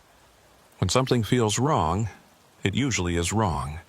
That's a lesson you learn quick in this business, or you don't last long. This particular run started normal enough. It was early October, that time of year when the coastal weather can't decide if it wants to be summer or fall. I was driving a load of construction equipment from Portland down to a job site in Kittery, nothing special. The route was one I'd done dozens of times before, mostly following the old coastal highway that runs parallel to Route Me. I left Portland around 3 p.m., planning to make the delivery by 6 and be home in time for dinner. My wife had been on me about missing too many family meals, and I'd promised her I'd make this one. The load was secured, the truck was running smooth, and I had a full tank of diesel. Everything was perfect. The first hour passed without incident. The weather was clear, temperature in the low 60s, light traffic. I had the windows down and the radio playing classic rock, just cruising along and enjoying the ride. This was the part of the job I actually liked, when everything was going right and you could just focus on the road ahead. Around 4:30, I started looking for a place to grab coffee. There's a truck stop I usually hit about 40 miles south of Portland, right off the highway. Good coffee, clean bathrooms, and they don't give you grief about parking. But when I got there, the place was packed. Every parking spot taken, trucks lined up 3 deep at the fuel pumps. Some kind of convention or something must have been in town. I decided to skip it and push on. There were other places up ahead, smaller stops that the locals used. I could grab coffee at one of those and still make my delivery on time. That's when I saw the sign. It was old, faded, the kind of painted wood sign that looks like it's been standing since the 1960s. Harborview Truck Stop, 2 miles. An arrow pointed down a side road that branched off to the right. I didn't remember seeing that sign before, but then again, I usually stopped at the regular place and never needed to look for alternatives. Maybe I'd just never noticed it. The side road looked paved and well-maintained, so I figured why not. 2 miles wasn't far, and a smaller stop would probably be less crowded. I took the turn and followed the road as it wound through a stretch of pine forest. The trees here grew thick and close, their branches forming a canopy overhead that blocked out most of the afternoon sun. The road was narrow, barely wide enough for 2 vehicles to pass, and there were no center lines painted on the asphalt. After about a mile, the trees thinned out, and I caught glimpses of water through the gaps. The ocean, I assumed, though the angle was wrong for where I thought I was. The road curved to follow the shoreline, and I could hear waves crashing against rocks somewhere below. Then I saw the truck stop. It sat in a clearing maybe 100 yards from the road, a low, cinder-block building with a rusted metal roof and a gravel parking lot. There were no other vehicles in sight. The windows were dark, and I couldn't see any lights on inside. But the sign out front said, Open 24 HRS, in red letters that were still clearly visible despite the weathering. And there was a Coca-Cola vending machine by the entrance that looked relatively new, its display panel glowing bright red in the fading light. I pulled into the parking lot, my tires crunching on the gravel. The place looked rough, but not abandoned. The building's paint was peeling and there were rust stains running down from the roof, but the lot was clear of debris and the front door looked intact. I parked and sat for a moment, looking the place over. Something about it felt off, though I couldn't put my finger on what exactly. Maybe it was just the isolation, the way it sat there alone in that clearing, with nothing else around for miles. Or maybe it was the silence. Even with my engine running, I couldn't hear anything. No traffic noise from the main road, no birds, nothing. I checked my watch, 4:47 p.m. I still had plenty of time to grab coffee and make my delivery. I killed the engine and stepped down from the cab. The air smelled like salt and seaweed, that distinctive ocean smell that's stronger in the fall when the water gets cold. The wind was picking up, blowing in off the water, and I could hear it whistling through the trees behind the building. But still, no other sounds. No voices, no music from inside. Nothing that suggested anyone was actually here. I walked across the gravel to the front door. There was a closed sign hanging in the window, but it was facing inward, which meant the place was supposed to be open. I pushed on the door, and it swung inward easily, a small bell tinkling as I entered. The interior was dimly lit by sunlight filtering through dirty windows. It was a typical truck stop layout. A small convenience store area with a few aisles of snacks and supplies, a counter with an old cash register, and a coffee station along the back wall. Everything looked old but functional, like it had been here for decades without much updating. But something was wrong with the details. The merchandise on the shelves was arranged too neatly, too perfectly. The coffee station had 3 full pots sitting on the burners, steam rising from them like they'd just been brewed. The lights were off, but the coffee makers were on. "Hello?" I called out. My voice echoed strangely in the empty space. "Anybody here?" No response. I waited, listening, but there was no sound of movement from the back rooms. Nobody was here. The place was completely empty. I walked over to the coffee station, my boots squeaking on the linoleum floor. The coffee in the pots looked fresh, and when I held my hand over one of them, I could feel heat radiating from the burner. Someone had been here recently. They had to have been. I looked around for a bell or button to call for service, but there was nothing. The counter was empty except for the cash register and a small display of lighters and air fresheners. Behind it, I could see a doorway leading to what looked like a back office or storage area. "Hello," I called again, louder this time. "Anyone back there?" Still nothing. I was starting to get that prickly feeling on the back of my neck, the one that tells you something isn't right. But I'd come this far, and I really did want that coffee. I grabbed a large cup and filled it from one of the pots. The coffee was hot and fresh, smelling rich and strong, perfect. I carried it to the counter and waited, expecting someone to emerge from the back. After a full minute of standing there, I called out one more time, "I need to pay for this coffee." Silence. I set a $5 bill on the counter, way more than enough for a cup of coffee, and turned to leave. That's when I noticed the logbook sitting on the counter next to the register. It was open to a page dated today, October 14th. There were several entries, all time-stamped earlier in the afternoon. Different truckers who'd stopped in, their company names and license plate numbers neatly recorded in blue ink. The handwriting was precise, almost mechanical in its uniformity.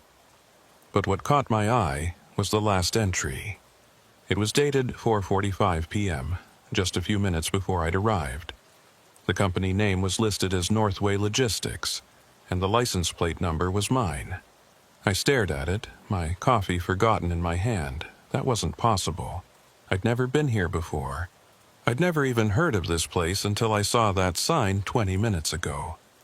And yet there was my information, written in that same precise handwriting, as if I'd already stopped here and left. I flipped back through the pages looking at the earlier dates.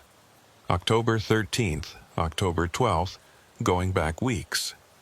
The handwriting was always the same, the entries always perfectly spaced and aligned. But the dates were wrong. According to the calendar on my phone, today was October 14th. But some of these entries were dated October 15th, October 16th, days that hadn't happened yet. I closed the logbook and backed away from the counter, my heart starting to race. This was wrong. All of it was wrong. I needed to get out of here. I turned toward the door and saw that it was closed. I didn't remember closing it. I'd pushed it open when I came in and left it that way. But now it was shut tight, and through the window I could see that the closed sign was facing outward. I walked over and tried the handle. It turned, but the door wouldn't budge. It felt like something was pushing against it from the outside, holding it shut.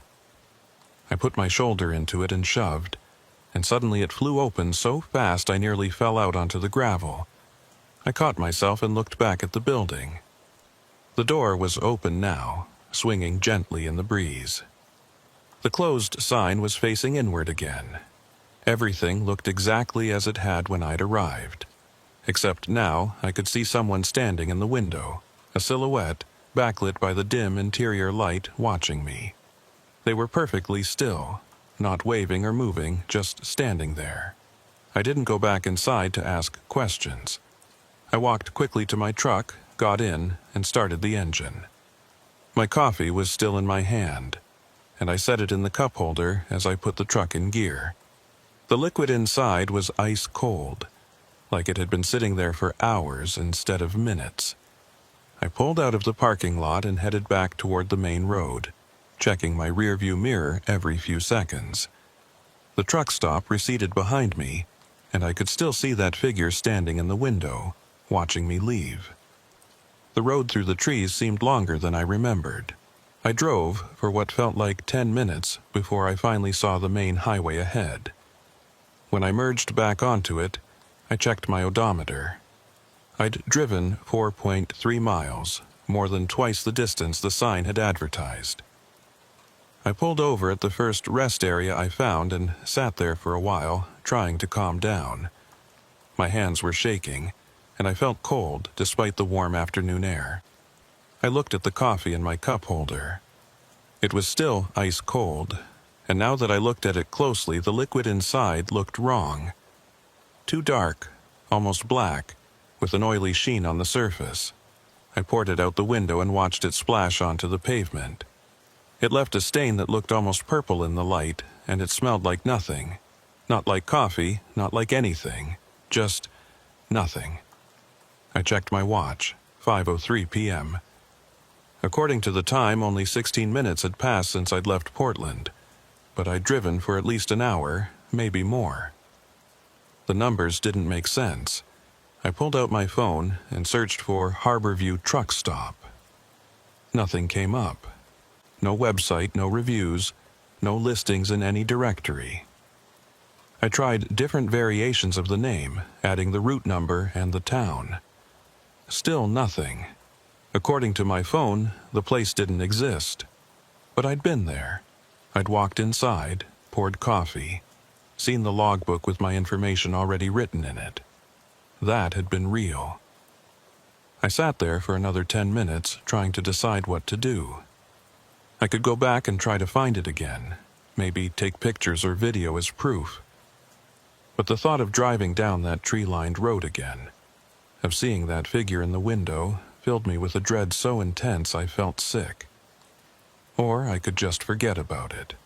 Make my delivery, go home, tell my wife I'd had a weird experience, but nothing serious. Chalk it up to fatigue or low blood sugar or some other rational explanation. That's what I decided to do. I pulled back onto the highway and continued south toward Kittery.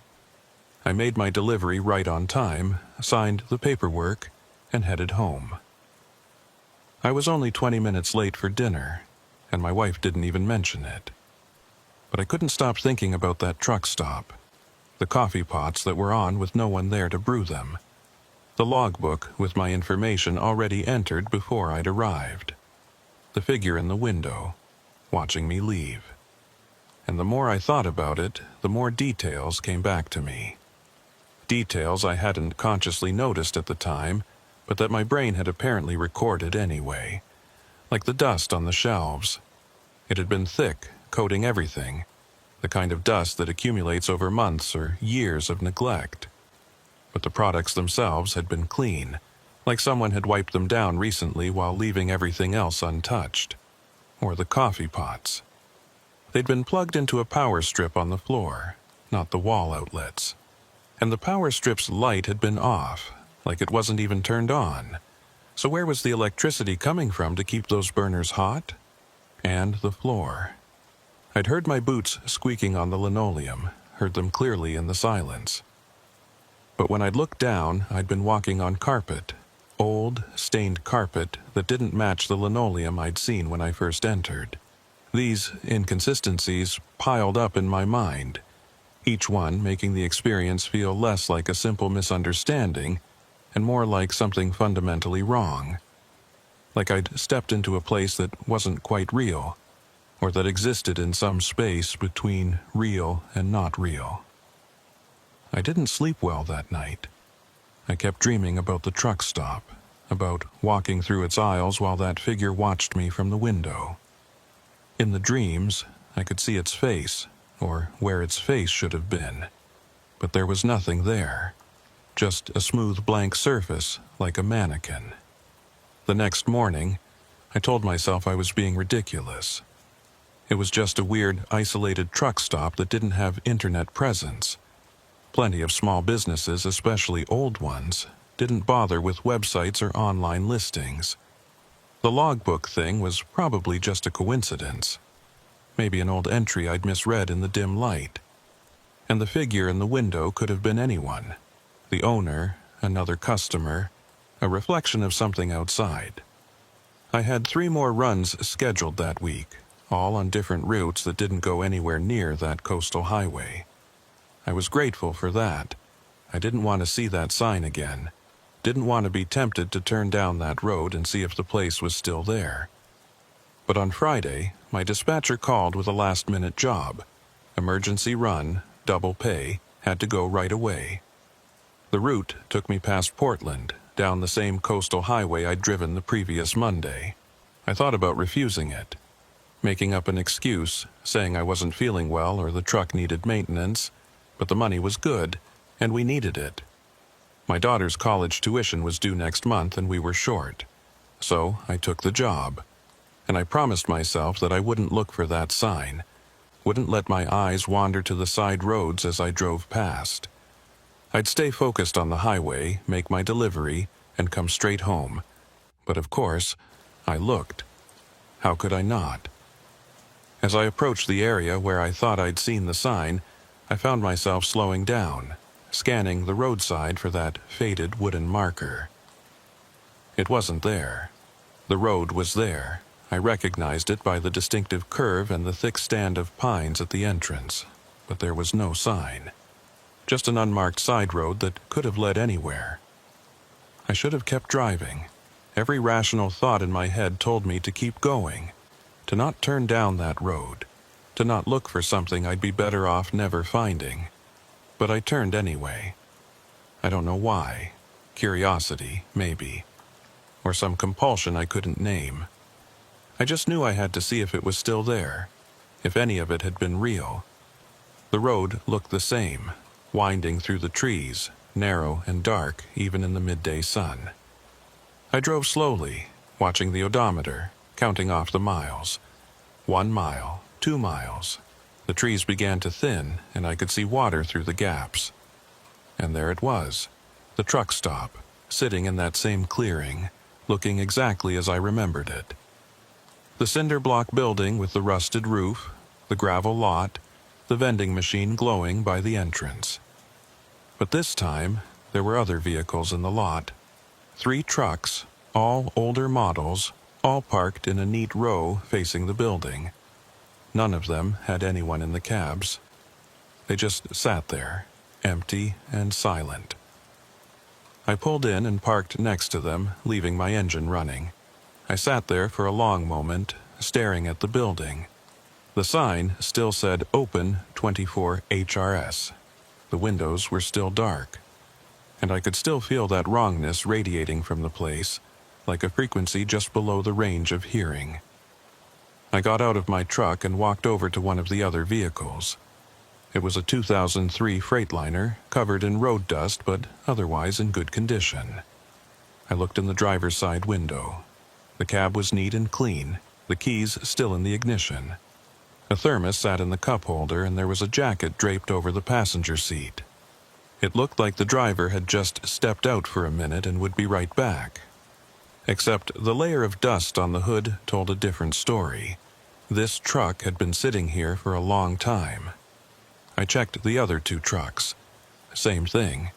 Both looked like they'd been recently parked and abandoned, but the dust and the flat tires said they'd been here for months, maybe longer. I walked to the front of the building, my boots crunching loudly on the gravel. The sound seemed too loud in the unnatural silence. Even the wind had died down, leaving everything still and quiet. The door was closed, the sign facing outward this time. I reached for the handle and pulled. The door opened easily, that same small bell tinkling as it had before. The interior looked different in the daylight coming through the windows. I could see the details more clearly now. The products on the shelves were old, brands I recognized from my childhood. Some of them didn't even exist anymore. But they looked new, pristine, like they'd just been stocked. The coffee pots were still on the burners, still steaming. I walked over and checked them. The coffee looked fresh, and when I touched the side of one of the pots, it was hot. "Hello?" I called out, knowing there wouldn't be an answer but feeling compelled to try anyway. "Is anyone here?" The silence that followed was complete. Not even the sound of my own breathing seemed to penetrate it. I stood there waiting, and that's when I noticed the smell. It was faint at first, almost imperceptible. But as I stood there, it got stronger. It smelled like the ocean, but wrong somehow. Like seawater that had been sitting in a closed container for too long, growing stale and thick. I backed toward the door, my eyes scanning the aisles and the counter area. That's when I saw the logbook again. It was sitting in the exact same spot, open to the exact same page. I walked over and looked at it, already knowing what I'd find. And there it was. Another entry for today, Friday, October 18th. My company name, my license plate number, time-stamped at 12:34 p.m., 15 minutes before I'd actually arrived. But this time, there was something else. Below my entry, in that same mechanical handwriting, someone had written, "Did not leave, still here." I stared at those words for what felt like forever, my brain trying to process what they meant. Did not leave, still here, but I had left. I'd driven away on Monday, made it home safely, lived 4 normal days since then. I wasn't still here. Unless this entry wasn't about me, unless it was about someone else who'd stopped here. Someone who matched my vehicle description. Someone who hadn't made it out. I flipped through the logbook again, going back through the pages. The entries went back for months, maybe years. Hundreds of trucks, all listed with the same precise detail. Company names I recognized, some I didn't. License plates from states all across the country, and under many of them in that same handwriting, "Did not leave, still here." I counted them as I flipped through. 47 entries with that notation. 47 trucks that had supposedly never left this place. I thought about the 3 trucks sitting in the parking lot outside. Where were the other 44? A sound from the back of the building made me jump. It was faint, barely audible, but definitely real. A scraping sound like something being dragged across a floor. "Hello?" I called out, my voice shakier than I wanted it to be. "Is someone back there?" The scraping stopped. Then came footsteps, slow and deliberate, coming from the back room toward the front counter. I backed away, putting the counter between myself and whatever was coming. A door I hadn't noticed before swung open, and a man emerged. He was old, maybe 70, with gray hair and a weathered face that looked like it had spent a lifetime in the sun. He was wearing work clothes, jeans, and a flannel shirt, both stained with oil and grease. He smiled when he saw me, a wide, friendly smile that didn't reach his eyes. "Sorry about that," he said, his voice rough and gravelly. "Was doing inventory in the back. Didn't hear you come in." I stared at him, trying to reconcile his appearance with the abandoned feeling of the place. I called out," I said, "several times." "These old ears don't work like they used to," he said, tapping the side of his head. "What can I do for you?" "I just wanted coffee," I said, even though that wasn't true anymore. What I wanted was to leave, to get back in my truck and never come near this place again. But I was just leaving. "Already poured yourself a cup, I see," he said, nodding toward a coffee station. I looked back and saw a full cup sitting there on the counter, steam rising from it. I hadn't poured any coffee, I was sure of it. But there it was. I started to say, but he cut me off. "That'll be $2, he said, still smiling that wrong smile. "Or you can trade for it." "Trade? Sure. Information for coffee. Fair deal, don't you think?" I didn't think it was a fair deal at all. I wanted to grab that cup, throw money on the counter, and get out. But something about his tone made me pause. What kind of information? "Simple question," he said, leaning against the counter. "How'd you find this place?" "There was a sign," I said. "On the main highway, 2 miles back." He nodded slowly, like I'd confirmed something he already knew. "And you came here before, didn't you? Earlier this week?" "Monday," I admitted. "But I left.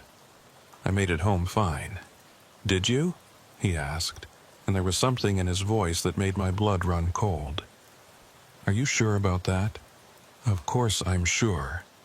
I've been working all week, making deliveries, spending time with my family." "Have you talked to them?" he interrupted.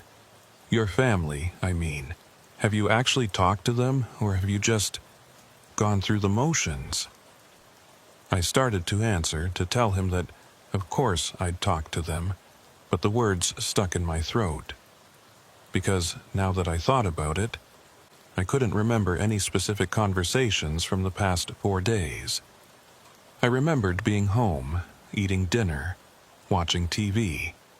But when I tried to recall what my wife had said, what my daughter had talked about, there was just nothing. Blank spaces where the details should have been. "I talk to them every day," I said, but my voice sounded uncertain even to my own ears. "Do you?" he asked. "Or do you just remember talking to them?" Memory's a funny thing, friend. Sometimes we remember what we want to remember, not what actually happened. "What are you saying?" I demanded, anger mixing with my fear. "That I've been here for 4 days? That's insane. My truck's been moving. I've made deliveries. Have you?" He reached under the counter and pulled out a clipboard. "Because according to your company's dispatch logs, you haven't checked in since Monday afternoon. They've been trying to reach you for 4 days. They've got you listed as missing." He turned the clipboard around so I could see it. It was a printout of dispatch records, and there was my name at the top. The last entry was dated October 14th, 3:47 p.m., right around the time I'd first pulled into this parking lot. "That's not possible," I said, but I was already pulling out my phone to check. The screen showed Friday, October 18th, 12:47 p.m. I'd gotten the emergency dispatch call at 11:30, started driving at noon. The timeline made sense. Except when I checked my call log, there was no record of the dispatcher calling. In fact, there were no calls at all for the past 4 days. No texts either. My phone showed me as having no signal, no connection, since Monday afternoon. "This doesn't make sense," I whispered, staring at the phone. "This place doesn't work like the outside world," the old man said, his smile finally fading. "Time moves different here. Sometimes faster, sometimes slower. Sometimes it doesn't move at all." "What is this place?"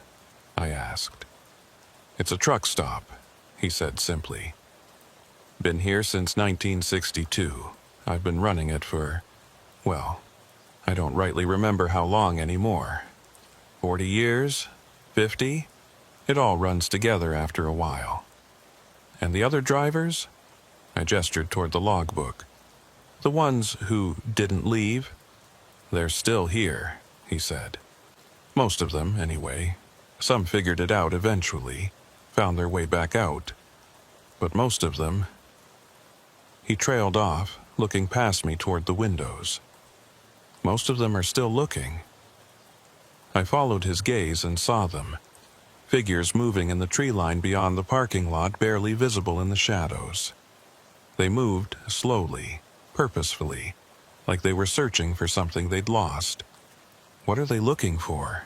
I asked, though I already knew the answer. "The way out," he said. "They know the road's there somewhere. Know it has to be. But every time they find it, it just leads them back here. After a while, they stop trying. They just wander, waiting." "Waiting for what?" "For someone to take their place, I suppose. That's how it works. Someone comes in, someone gets to leave. The place needs to stay balanced." He looked at me appraisingly. "You came back on your own. Most don't do that. Most run away after the first visit and never return. But you came back." "I wanted to see if it was real," I said. "And now you know it is. Question is, what are you going to do about it?" I looked at the logbook, at all those entries marked "Did not leave," still here. Then I looked at the coffee cup sitting on the counter, still steaming despite having been there for several minutes. And I looked at the old man, who'd been running this place for decades, and didn't seem bothered by any of it. "I'm going to leave," I said. "I'm going to get in my truck and drive away, and I'm never coming back." He nodded slowly. "You can try. The road's right where you left it. But I should warn you, it's not that simple. This place doesn't like letting people go once they've been here twice. First visit's free, like a sample, but come back a second time, and it starts to think you belong here." "I don't belong here," I said firmly. "Neither did they," he said, nodding toward the windows and the wandering figures beyond. "But here they are anyway." I backed towards the door, keeping my eyes on him. "Thank you for the warning, but I'm leaving now." "Suit yourself," he said, that wrong smile returning. "But do me a favor, will you? When you get back to the main road, check your odometer, see how far you've driven. Might be interesting." I didn't answer. I just pushed through the door and walked quickly to my truck. The wandering figures in the tree line had stopped moving. They were all turned toward me now, watching. I couldn't see their faces clearly, but I could feel their attention like a physical weight. I climbed into my truck and started the engine. The 3 parked vehicles sat silent next to me, their absent drivers somewhere out there in the trees, still searching for a way out they'd never find. I put the truck in gear and pulled out of the parking lot, onto the narrow road leading back through the forest. In my side mirror, I could see the old man standing in the doorway of the truck stop, watching me leave. He raised one hand in a lazy wave. I focused on the road ahead, on the tunnel of trees that seemed to close in tighter with each passing second. The branches overhead blocked out most of the sunlight, turning midday into twilight. I turned on my headlights and kept driving. 1 mile, 2 miles. The trees seemed to go on forever, thick and dark and unchanging. I should have reached the main highway by now. The sign had said 2 miles, and I'd already driven well past that. 3 miles, 4 miles. The road began to curve, winding back and forth in a way I didn't remember from before. I checked my GPS, but it showed no signal, just a blank screen with a spinning loading icon. 5 miles, 6 miles. I was definitely going the wrong direction, or the road had changed or something. But I couldn't turn around, not with the trailer. I had to keep going forward and hope I'd eventually find an intersection or a wider area where I could maneuver. The trees started to thin out, and I felt a surge of relief. Almost there. Almost back to the real world, to the highway and normal traffic and places that made sense. But when the trees finally opened up completely, I wasn't looking at the highway. I was looking at the truck stop again, sitting in its clearing exactly as I'd left it. The old man was still standing in the doorway, still smiling. I slammed on the brakes and the truck came to a stop about 50 feet from the building. This wasn't possible. I'd been driving away from this place, had put 6 miles between me and it. I couldn't have somehow circled back. I threw the truck in reverse and backed up, turning around in the clearing. I'd go back the way I came, retrace my route exactly, and figure out where I'd made the wrong turn. But when I headed back into the trees, the road was different. It curved in new directions, took turns I didn't remember seeing before. And no matter which direction I chose, no matter how many times I tried to navigate my way out, I always ended up back at that clearing, back at that truck stop, with the old man watching me from the doorway. After the 4th attempt, I gave up. I parked in the lot next to the other trucks and just sat there, my hands shaking on the steering wheel. The fuel gauge showed 3/4 of a tank. I had enough diesel to keep trying, to keep searching for a way out. But the sun was setting now, even though my phone still showed it was only early afternoon. The shadows were growing longer, darker, and those wandering figures in the trees were getting harder to see as they blended with the gloom. I thought about the old man's words. Someone comes in, someone gets to leave. Was that true? Was there really a way out, but only if someone else took my place? And if so, how was I supposed to make that happen? Wait here until another driver showed up and trick them into staying? The thought made me sick. But the alternative, wandering in those trees forever, searching for a road that kept leading back to the same place, seemed worse. I got out of the truck and walked back to the building. The old man had gone inside, but I could see him through the window, standing behind the counter like he was waiting for me. I pushed open the door, and he looked up with that same smile. "Back so soon? How do I get out?" I asked directly. "What do I have to do?" "I told you," he said. "Someone has to take your place. That's the rule. But there's no one else here, just those—" I gestured toward the windows. "Those things in the trees. They were drivers once," he said. "Just like you. Just like me. They couldn't find their way out, so they stayed. After a while, they forgot what they were looking for. Now they just wander. And you? How long have you been here?" He thought about it for a moment. "I came here in 1973. Stopped for coffee just like you. Tried to leave. Couldn't find the road. Eventually, I gave up trying. The previous owner offered me a job and I took it. He left and I stayed. 50 years, I said, doing the math. You've been here for 50 years. Has it been that long?" He seemed genuinely surprised. Like I said, Time moves different here. Some days feel like years, some years feel like days. After a while, you stop keeping track. But you could leave. If someone took your place, you could leave right now. He nodded slowly. I could, but where would I go? Everyone I knew is gone. The world's moved on without me. What would be the point? The point would be that you'd be free, I said. He laughed, a dry, rattling sound. Free to what? Wander around a world I don't understand anymore, looking for a life that doesn't exist. At least here, I have a purpose. I run the shop, I keep the coffee brewing, I wait for the next driver who gets lost and ends up here. It's not much, but it's something. That's insane, I said. Maybe, he agreed. But it's my insanity. I've made peace with it. He looked at me closely. Question is, can you make peace with yours? I didn't answer.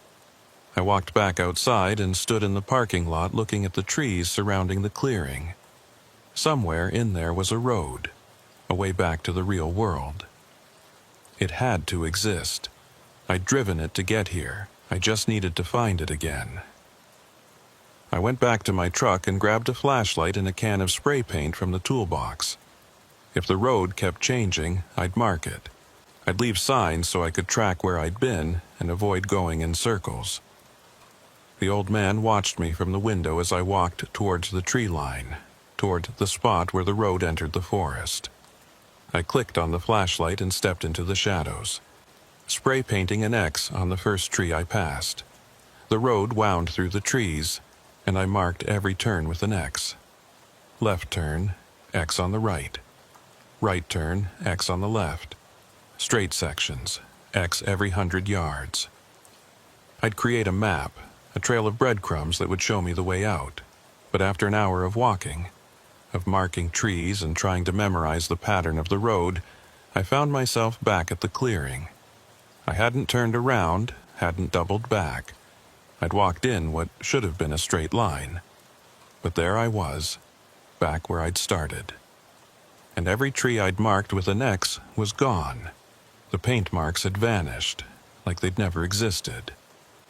The forest was exactly as it had been when I'd first entered it, pristine and unmarked. I tried again, this time leaving my jacket tied to a tree at the entrance to the clearing, a physical marker that couldn't disappear. I walked the road again, memorizing every detail, every distinctive tree or rock formation. An hour later, I was back at the clearing, and my jacket was hanging from a different tree on the opposite side of the clearing from where I'd left it. I tried a third time and a fourth, each attempt ending the same way. No matter what I did, no matter how carefully I navigated or how many markers I left, I always ended up back at that truck stop. The sun had set completely now, though my phone still insisted it was afternoon. The clearing was lit by a full moon that hung too large and too bright in the sky. In its light, I could see the wandering figures more clearly. There were dozens of them, maybe hundreds, moving through the trees in endless patterns. I sat down on the ground and put my head in my hands. This wasn't happening. It couldn't be happening. There had to be a rational explanation, a way to understand what was going on. But there wasn't. This was a place where the normal rules didn't apply, where roads led back to where they started and time moved at its own pace, a place that trapped people and didn't let them go. The door to the truck stop opened, and the old man came out carrying 2 cups of coffee. He walked over and sat down next to me, offering me one of the cups. "Figured you could use this," he said. I took it without thinking, wrapping my hands around the warm ceramic. The coffee smelled good, rich and strong, but I didn't drink it, I just held it, letting the heat seep into my cold fingers. "There's no way out, is there?"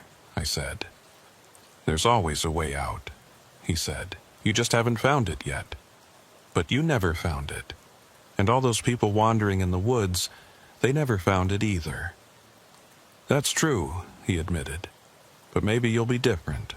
Maybe you'll be the one who figures it out. I doubt it, I said bitterly. We sat in silence for a while, drinking our coffee and watching the wandering figures move through the trees. The moon cast everything in silver light, making the scene look almost beautiful in a surreal, nightmarish way. "Why does this place exist?" I asked finally. "What's the purpose of all this?" "I don't know," he said. "Maybe there is no purpose. Maybe it's just a glitch, I guess you'd call it. A place where the fabric of reality got torn or folded wrong, creating a pocket that doesn't quite belong to the regular world. And we're stuck in it. For now," he said. "But who knows? Maybe someday someone will figure out how to fix it. Or maybe it'll just collapse on its own, and we'll all get spat back out into the real world." "Do you really believe that?"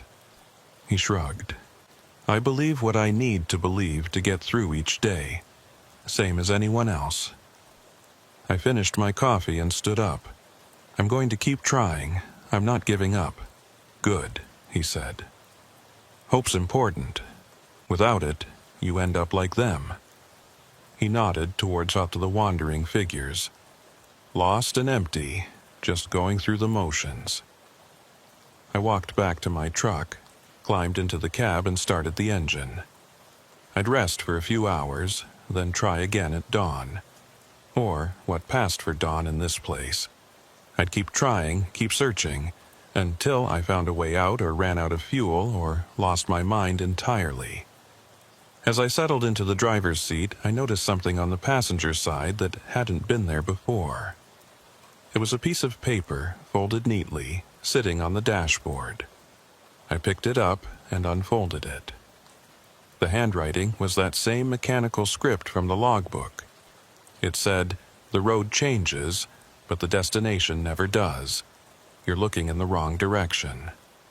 I read the note 3 times, trying to decipher its meaning.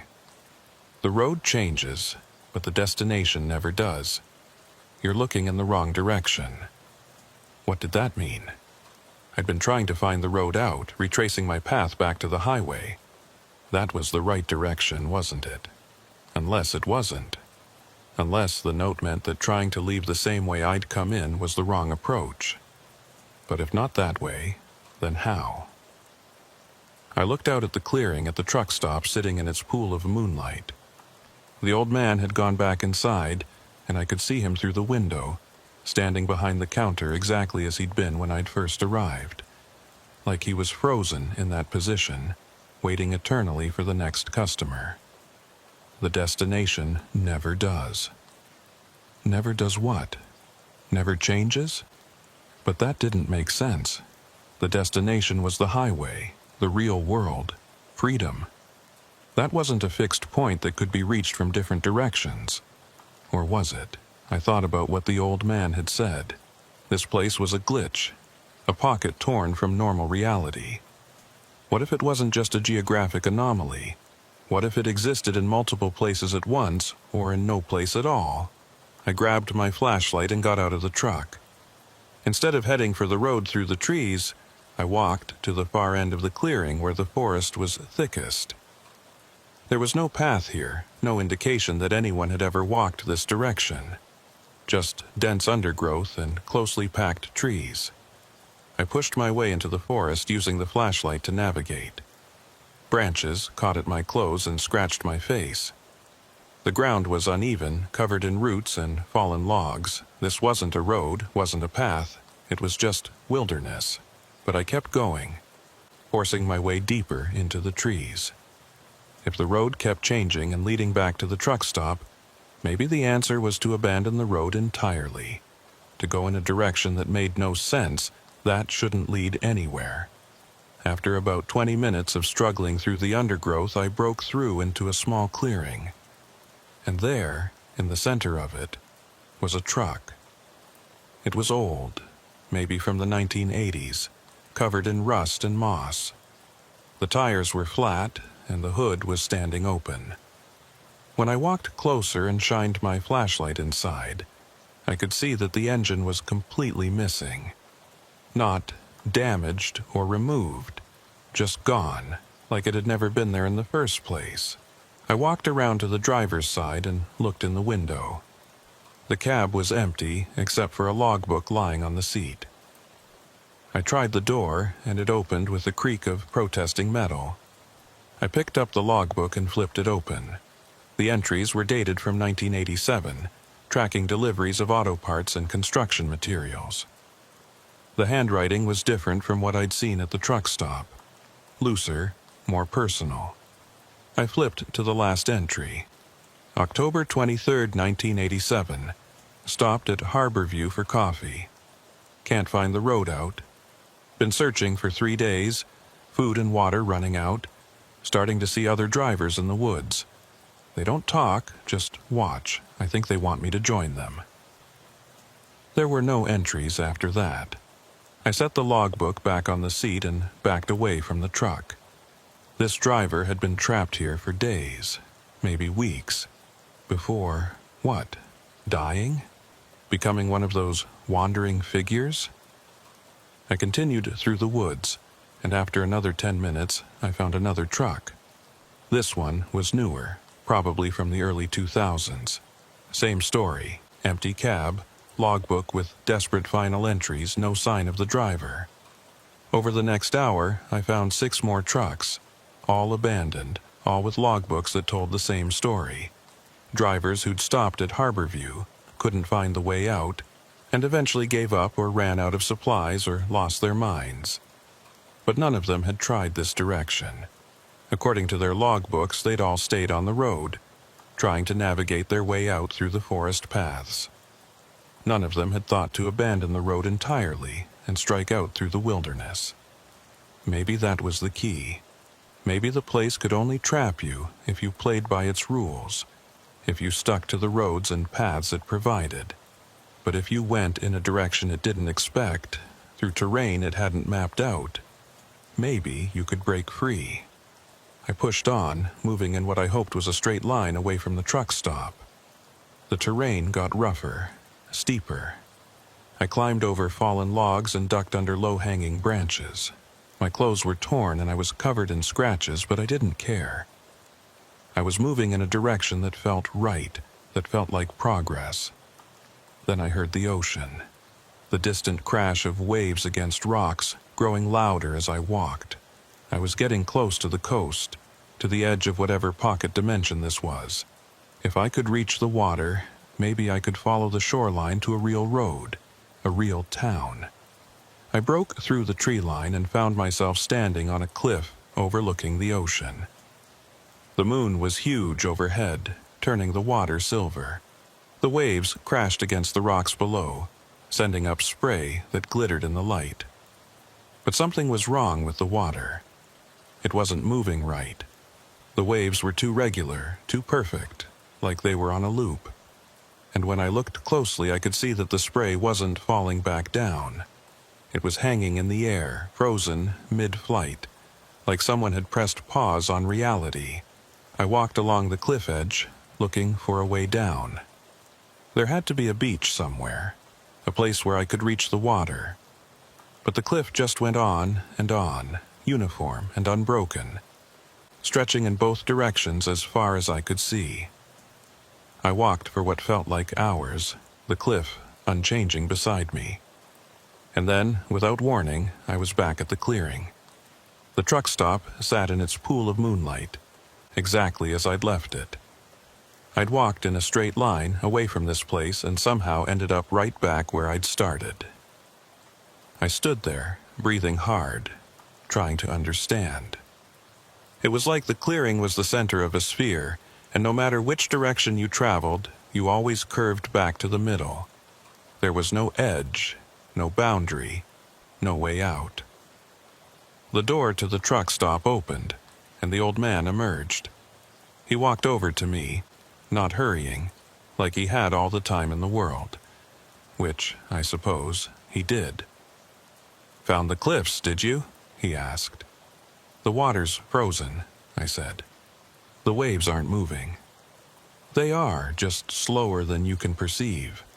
Time works different at the edges.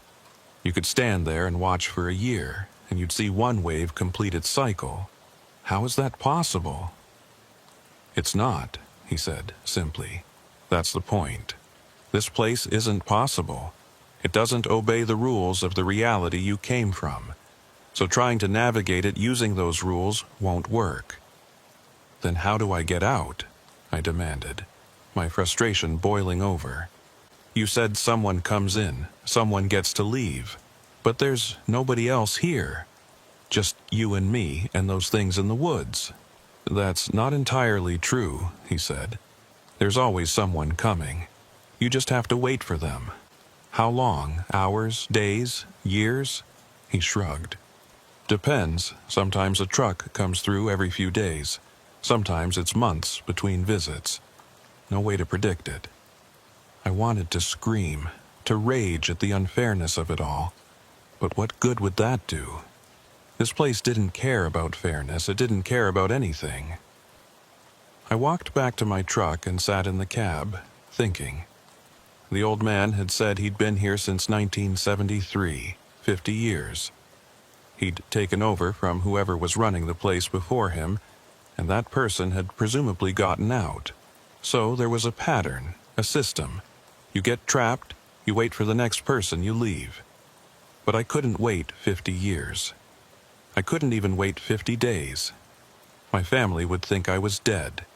They'd move on, build lives without me. My daughter would grow up without a father. My wife would remarry. Everything I cared about would slip away while I was stuck in this pocket dimension, brewing coffee and waiting for the next lost driver. There had to be another way. Something the old man wasn't telling me or something he didn't know himself. I thought about the note. The road changes, but the destination never does. You're looking in the wrong direction.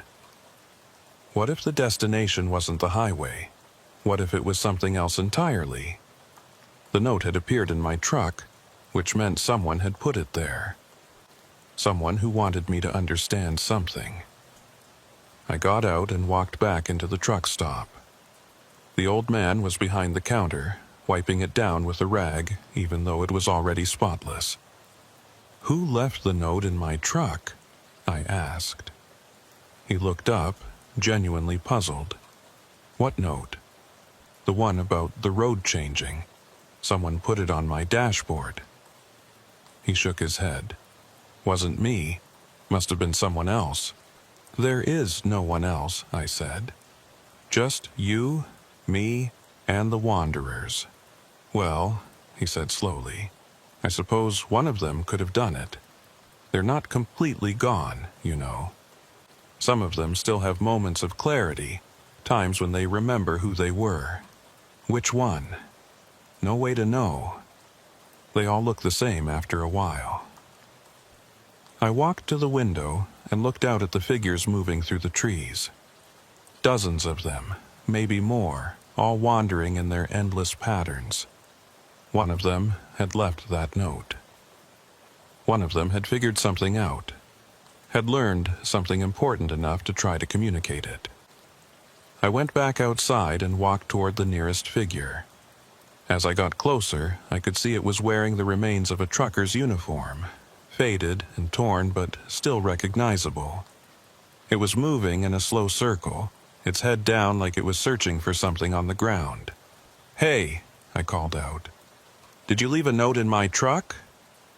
It didn't respond, didn't even acknowledge that I'd spoken, just kept walking its circular pattern. I tried another figure and another, asking the same question. None of them responded. None of them even looked at me. They were completely lost in their own worlds, trapped in whatever loop their minds had created. But on the 7th try, something different happened. The figure stopped walking. It raised its head slowly and looked directly at me, and I could see its face clearly in the moonlight. It was me. Or rather, it looked exactly like me. Same features, same build, even wearing the same clothes I had on. "You're looking in the wrong direction," it said, its voice flat and emotionless. "The way out isn't behind you. It's ahead." "What does that mean?" I asked. my heart pounding. "You've been trying to go back," it said. "Back to the highway, back to your life, back to the way things were, but you can't go back. You can only go forward." "Forward to what?" "To what comes next," it said. And then it turned and walked away, resuming its endless wandering pattern. I stood there trying to process what it had said. I'd been trying to retrace my steps, to undo my mistake of stopping here. But what if that wasn't possible? What if the only way out was to go deeper in, to fully commit to whatever this place was? I walked back to the truck stop and went inside. The old man looked up as I entered. "I need to understand how this place works," I said. "Really understand it. Not just the surface level stuff, but the mechanics of it." He studied me for a long moment, then nodded. "All right. But understanding comes with a price. Once you know how it works, you can't unknow it. And that knowledge might not help you the way you think it will." "I'll take that risk," I said. He gestured for me to follow him, and he led me through the door to the back room. I'd expected a storage area or office, but what I saw stopped me in my tracks. The room was enormous, far too large to fit inside the small building I'd seen from outside. It stretched back impossibly far, filled with rows and rows of shelves. And on those shelves were things, objects I couldn't quite focus on, items that seemed to shift and change when I looked directly at them. "What is this?" I asked. "This is what the place collects," he said. "Every driver who stops here leaves something behind, even if they eventually get out. A piece of their time, their memories, their self. It all ends up here." He walked down one of the aisles, and I followed. The objects on the shelves became clearer as we moved deeper into the room. I saw watches, all stopped at different times. Photographs of people I didn't recognize. Logbooks filled with entries that contradicted each other. Pieces of vehicles, steering wheels, side mirrors, gear shifts, all arranged neatly like museum exhibits. "Why does it collect these things?" I asked. "Because that's what it is," he said. "This place isn't a truck stop that got caught in some dimensional anomaly. It's the anomaly itself, a place that exists specifically to trap travelers, to collect their stories and memories and artifacts. The truck stop is just the interface, the way it interacts with our reality." "But why?" he shrugged. "Maybe it's hungry. Maybe it's lonely. Maybe it's just following some instinct we can't comprehend. Does it matter?" We reached the end of the aisle, and he stopped in front of a shelf that held a single object. A coffee cup. It was the same kind I'd seen in the front of the store, white ceramic with the truck stop's logo on the side. "Every truck stop has a cup like this," he said. "A symbol of hospitality, of providing comfort to travelers. But this cup is different. It's the source, the anchor point that keeps this place connected to the roads outside." I looked at the cup more closely. It seemed completely ordinary, nothing special about it. But as I stared at it, I started to see things in its surface. Reflections that didn't match the room around us. Images of highways and truck stops, of drivers and vehicles, all flowing across the ceramic like scenes on a television screen. "If I destroy it?" I asked. "The place might collapse, or it might create a new anchor, or nothing might happen at all.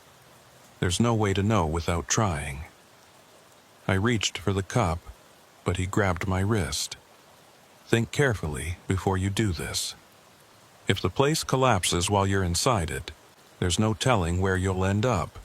You might get back to your reality. You might end up somewhere worse. You might cease to exist entirely." I hesitated, my hand hovering over the cup. This could be my way out, or it could be my death. No way to know without trying. But what other choice did I have? Wait here for years until another driver showed up? become one of those wandering figures, lost and empty? Or take a risk, destroy the anchor, and hope I'd survive whatever came next? I made my decision. I grabbed the cup and threw it against the floor as hard as I could. It shattered, pieces flying in all directions. And the moment it did, everything changed. The sound of the cup breaking was like thunder, echoing through the massive room and beyond. The shelves around me began to vibrate, and the objects on them started to move, sliding and shifting like they were trying to escape. The old man stumbled backward, his face showing the first real emotion I'd seen from him. "What have you done?" he whispered. The room began to collapse. Not physically, the walls and ceiling weren't falling, but dimensionally. I could feel the space folding in on itself, getting smaller and more compressed with each second. The aisles of shelves were squeezing together, merging into each other. I ran. I didn't know where I was going, just away from the collapsing space. The old man was shouting something behind me, but I couldn't make out the words over the sound of reality tearing apart. I burst through the door, back into the front of the truck stop. The room was shaking, coffee cups falling from shelves and shattering on the floor. The windows were cracking, spider webs of fractures spreading across the glass. I ran for the exit, throwing the door open and sprinting toward my truck. Behind me, I could hear the building groaning and creaking like it was being crushed by an invisible force. The wandering figures had stopped moving. They were all standing perfectly still, facing the truck stop, watching it destroy itself. And as I watched, they began to fade, not disappearing all at once, but slowly becoming transparent, like ghosts in the moonlight. I reached my truck and yanked open the door. The engine was still running.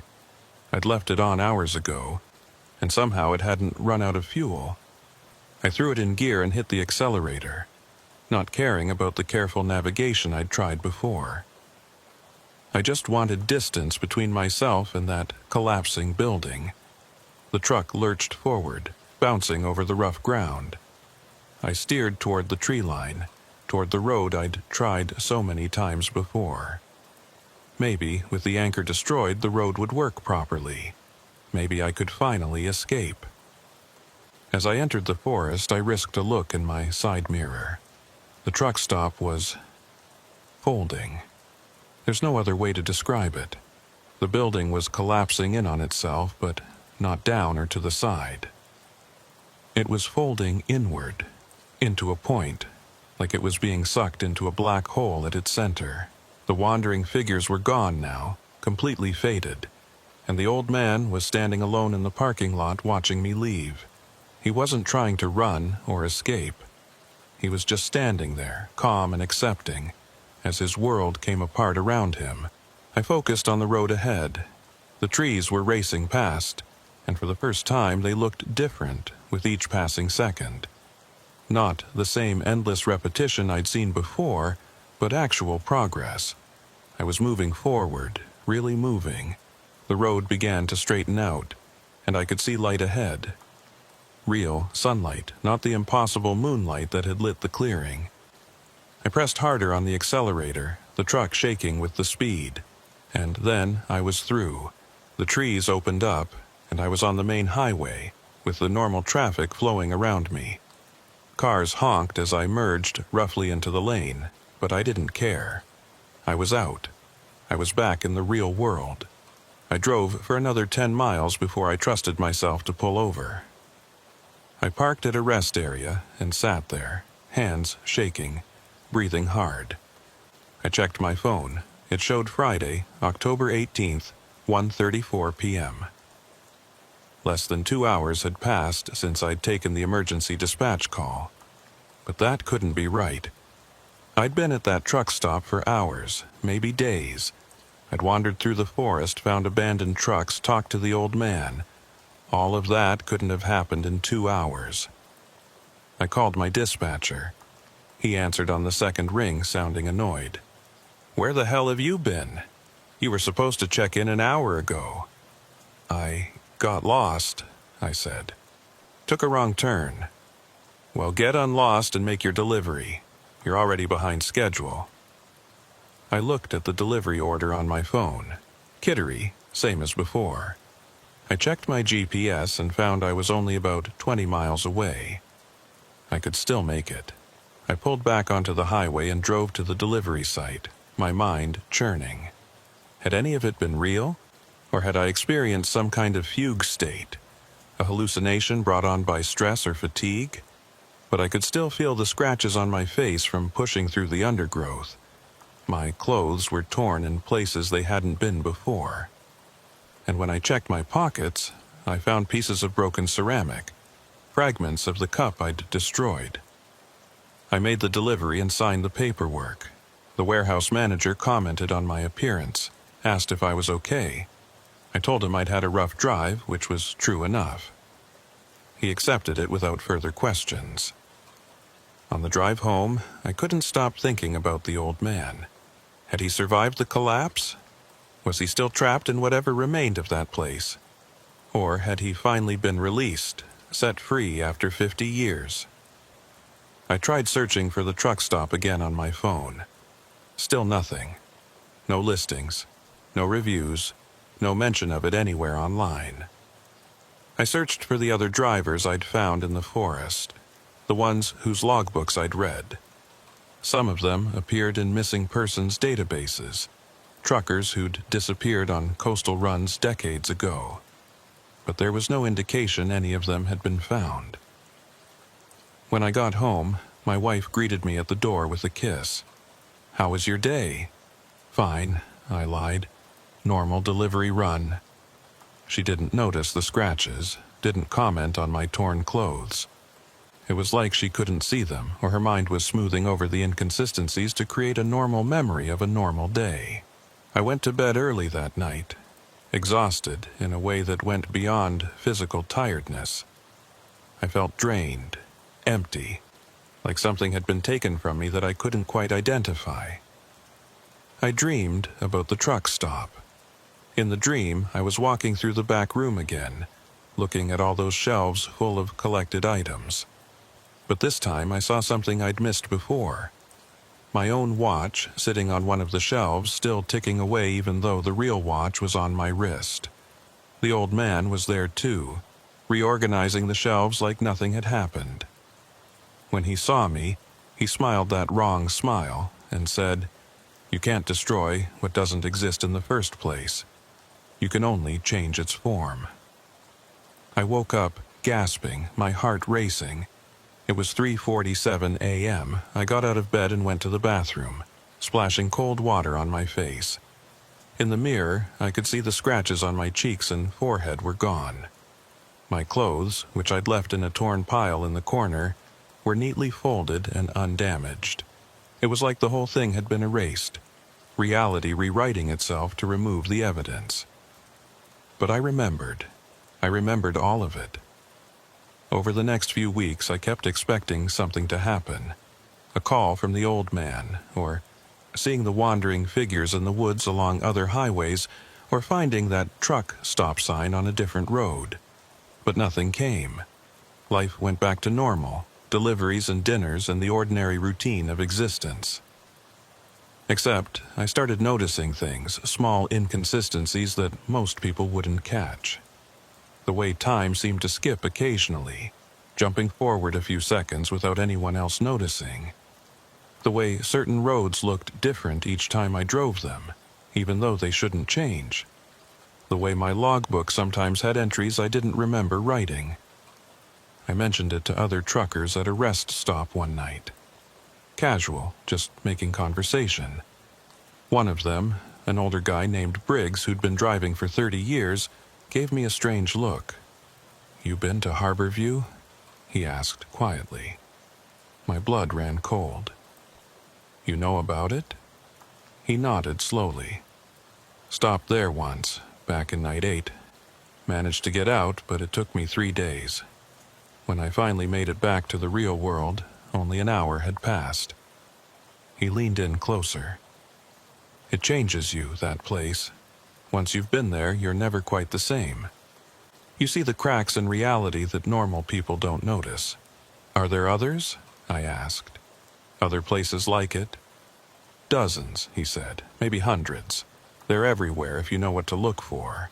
Truck stops that don't appear on any map. Rest areas that only exist on certain nights. Roads that lead somewhere they shouldn't.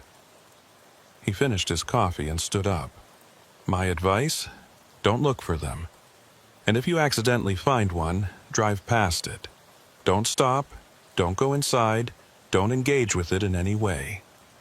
But you stopped at Harborview, I pointed out. Yeah, he said, and I've regretted it every day since. He walked away without saying goodbye. I thought about his words as I continued my route. Don't look for them. Good advice, probably. But I couldn't help wondering about those other places, those cracks in reality. Were they all like Harborview? Were there drivers trapped in them, waiting for someone to take their place? A month after my experience, I was driving through Vermont on a night run when I saw a sign. Harborview Truck Stop, 2 miles. The same faded wooden sign, the same arrow pointing down a side road. I slowed down, my heart pounding. This was impossible. I'd destroyed the anchor, watched the place collapse. It shouldn't exist anymore. But there was the sign, as real and solid as anything else. I pulled over and sat there, staring at it. I could keep driving. I could pretend I hadn't seen it. Or I could turn down that road and see if the truck stop was really there. I thought about the old man, about the wandering figures, about all those drivers whose logbooks I'd read, about Briggs, who'd spent 25 years regretting a single stop for coffee. I put the truck in gear and drove past the sign without turning. Whatever was down that road, I didn't need to see it again. Let someone else find it. Let someone else deal with whatever had reformed itself after I'd tried to destroy it. But as I drove away, I couldn't shake the feeling that I'd made a mistake. That I should have gone back, should have finished what I'd started. That somewhere in that impossible space, the old man was still standing behind the counter, still smiling his wrong smile, still waiting for the next driver who'd make the mistake of stopping. And maybe, just maybe, that driver would be the one to truly end it. To find the real way out, not just for themselves, but for everyone who'd ever gotten trapped there. Or maybe the place couldn't be destroyed.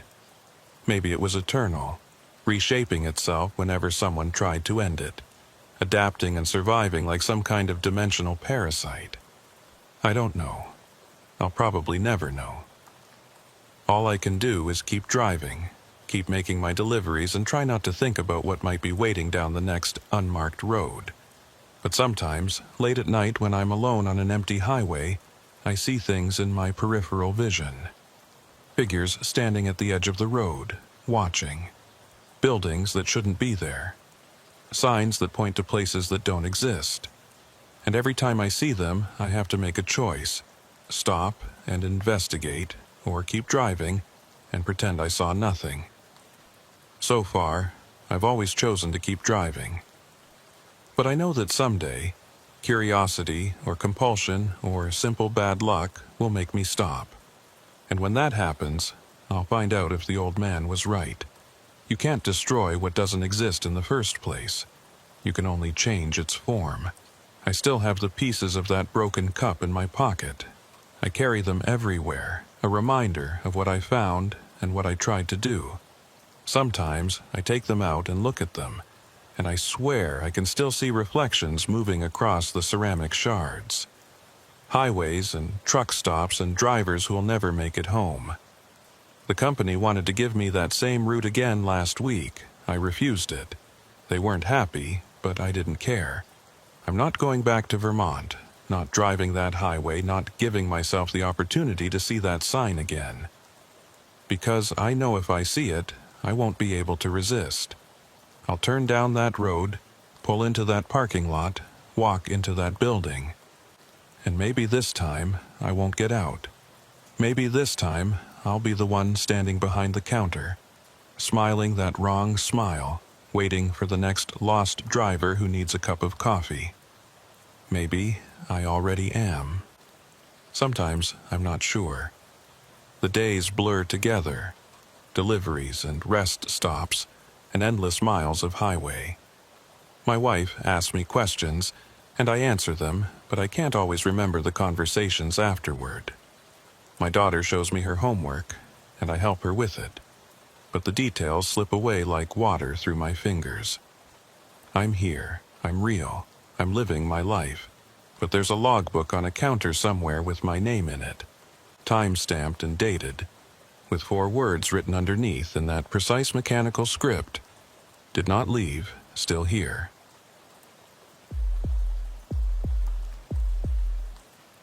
The weather report said the storm would miss us. Clear skies all the way to Bangor, the dispatcher said at 6 a.m. He was wrong. My name is Cole Hartley, and I haul refrigerated goods up the northeastern coast. 8 years of driving trucks has taught me to trust my gut over forecasts. I should have listened to that instinct. This run was simple. Frozen seafood from Portland to Bangor. 200 miles on I-95, done it dozens of times. Load up at 7 a.m., deliver by 11, home by dinner. The first hour went perfectly. Then, 20 miles south of Augusta, dark clouds rolled in from the east. Not gradual overcast, but a solid wall of storm racing toward me. I called dispatch. Thought you said the storm was tracking east. Radar shows it over the ocean, heading away from the coast, he said. Must be a glitch. 10 minutes later, the blizzard hit. Heavy, wet snow reducing visibility to almost nothing.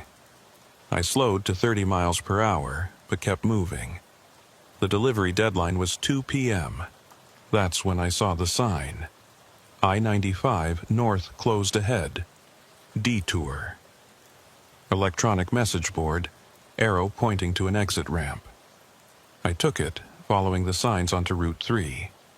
The snow intensified, wind pushing the truck, making me fight the wheel. After 30 minutes, I realized something was wrong. The signs were leading me east toward the coast, not north to Bangor. My GPS showed Route 3 heading north. My compass said I was going east. No phone signal. The detour signs kept appearing, guiding me along a coastal route. I followed because turning around with a 53-foot trailer in a blizzard wasn't an option. Through the snow, I glimpsed the ocean to my right. Massive waves crashed against the shore, spray freezing midair into strange ice formations. After an hour, I saw another truck ahead, moving slowly through the storm. Relief flooded through me. I wasn't alone. I sped up to catch it, but no matter how fast I went, the distance remained constant. It was like we were magnetically locked at exactly the same interval. Then I noticed the tire tracks. Too fresh, too clear, despite the heavy snowfall that should have been covering them. The patterns were too perfect, the edges too sharp. I watched them curve with the road, following its path, and then, impossibly, they just ended. Right in the middle of a straight section, the tracks stopped. Not like the truck had turned off. They just terminated, as if the vehicle had been lifted straight into the air. I pulled over, staring at where the tracks ended. The truck ahead had vanished. The road stretched empty into the white curtain of snow, but there was nowhere it could have gone. No turnoffs, no side roads. Just those tracks ending in the middle of the highway. I sat there, engine idling, trying to make sense of what I'd seen. Tire tracks didn't just disappear. There had to be an explanation. Wind coverage. Distance miscalculation. Some optical illusion created by the storm. But deep down, I knew I was lying to myself. My CB radio crackled to life, even though I'd turned it off. Turn back. 2 words, flat and emotionless, distorted by heavy static. I grabbed the handset. This is Hartley. Who is this? Silence, just the hiss of static. If you can hear me, I'm on the coastal detour heading north. Do you know where this road goes? The static grew louder, punctuated by strange pops and whistles. Under it, I could swear I heard other voices, dozens of them, all talking at once but too faint to make out individual words. It sounded like a crowd murmuring in a distant room. "Hello, I need directions." The static cut out abruptly, leaving perfect silence. Then the voice returned, clearer this time. "You're on the ice coast. Turn back while you still can." The ice coast. I'd never heard of it, but the name sent a chill down my spine. I can't turn back. The road's too narrow. No delivery is worth this. Turn back. Who are you? How do you know about the road? But there was no answer. Just that hissing static again, gradually fading until the CB was completely silent. I put the truck back in gear and continued driving, my hands gripping the wheel tighter than necessary. My mouth was dry despite the cold, and I could feel my heart beating faster. Something was very wrong with this road. 20 minutes later, a town appeared through the snow. It materialized suddenly. One moment I was surrounded by forest and empty road. The next I was driving into a cluster of buildings. Old buildings from the early 1900s lined both sides of the street. A general store with faded lettering, a post office with peeling paint, a diner with a broken neon sign. There were lights in some windows, warm yellow glows that looked inviting. Smoke rose from several chimneys, but something about it felt staged, artificial, like a movie set rather than a real town. A man stood on the sidewalk watching my truck pass. He wore a heavy coat and boots, but no hat or gloves despite the freezing temperature. The snow accumulated on his shoulders and hair, but he didn't seem to notice. As I drove by, he raised one hand in greeting. The gesture was slow, deliberate, almost mechanical. I waved back and pulled over. "Can you tell me how to get back to I-95? I called out. He walked over slowly through the knee-deep snow. Each step was measured, careful. When he got close, I could see his face clearly. Maybe 60 years old, weathered complexion. But his gray eyes were what caught my attention. They seemed to look right through me, seeing something beyond what was visible. "I-95? He said, his voice rough. "You won't find that around here." I took a detour. Been following signs for over an hour. He studied me for a long moment. "What day is it?" The question caught me off guard. "Thursday, February 16th. "What year?" Now I was getting worried. 2024, are you okay?" He smiled, but it didn't reach his eyes. The expression was hollow, practiced, like he'd done it so many times it had lost all meaning. "I'm fine, but you need to leave, right now. Don't stop, don't talk to anyone else, just turn around and drive until you're back on the main highway." "I can't turn around here, the road's too narrow with my trailer." "Then back up, or unhook the trailer and leave it. I don't care how you do it, but you need to go." There was urgency in his voice now, an edge of desperation. "What's wrong with this town?" "Nothing's wrong with the town. The town's been gone for 30 years. What you're seeing isn't real." I stared at him. "You're standing right here talking to me." "I didn't say I'm not real. I said the town's not real. There's a difference." He glanced over his shoulder, checking if we were alone. "You're on a road that shouldn't exist. It appears during storms, leads people to places they don't want to go. The only way out is to turn around and go back exactly the way you came." Now that he mentioned it, I could see the inconsistencies. The buildings looked too perfect for structures abandoned 3 decades. No graffiti, no decay. The smoke from the chimneys rose straight up, unaffected by the wind. The snow around the buildings looked too evenly distributed, like it had been carefully arranged. "How long have you been here?" I asked. His eyes grew distant. "I stopped counting years ago. Time doesn't work the same here. Sometimes a day lasts a week, sometimes a week passes in an hour. And you're warning me to leave, but you can't leave yourself. I'm tethered to this place now, he said quietly. Part of its geography. But you're not yet. You can still escape. I decided to try reversing. I backed up maybe 100 yards, and when I checked my mirror, the town was gone. Not fading, just gone like it never existed. I stopped, staring at empty road where buildings had stood moments before. My dashboard clock showed 10:47 a.m. I'd been driving 4 hours, though the route should only take 3. I put the truck in drive, looking for a place to turn around. That's when I saw the other truck again, backing up just like I had been. But the cab was empty. No driver. It was reversing fast, coming straight toward me. I threw my truck in reverse, trying to maintain distance.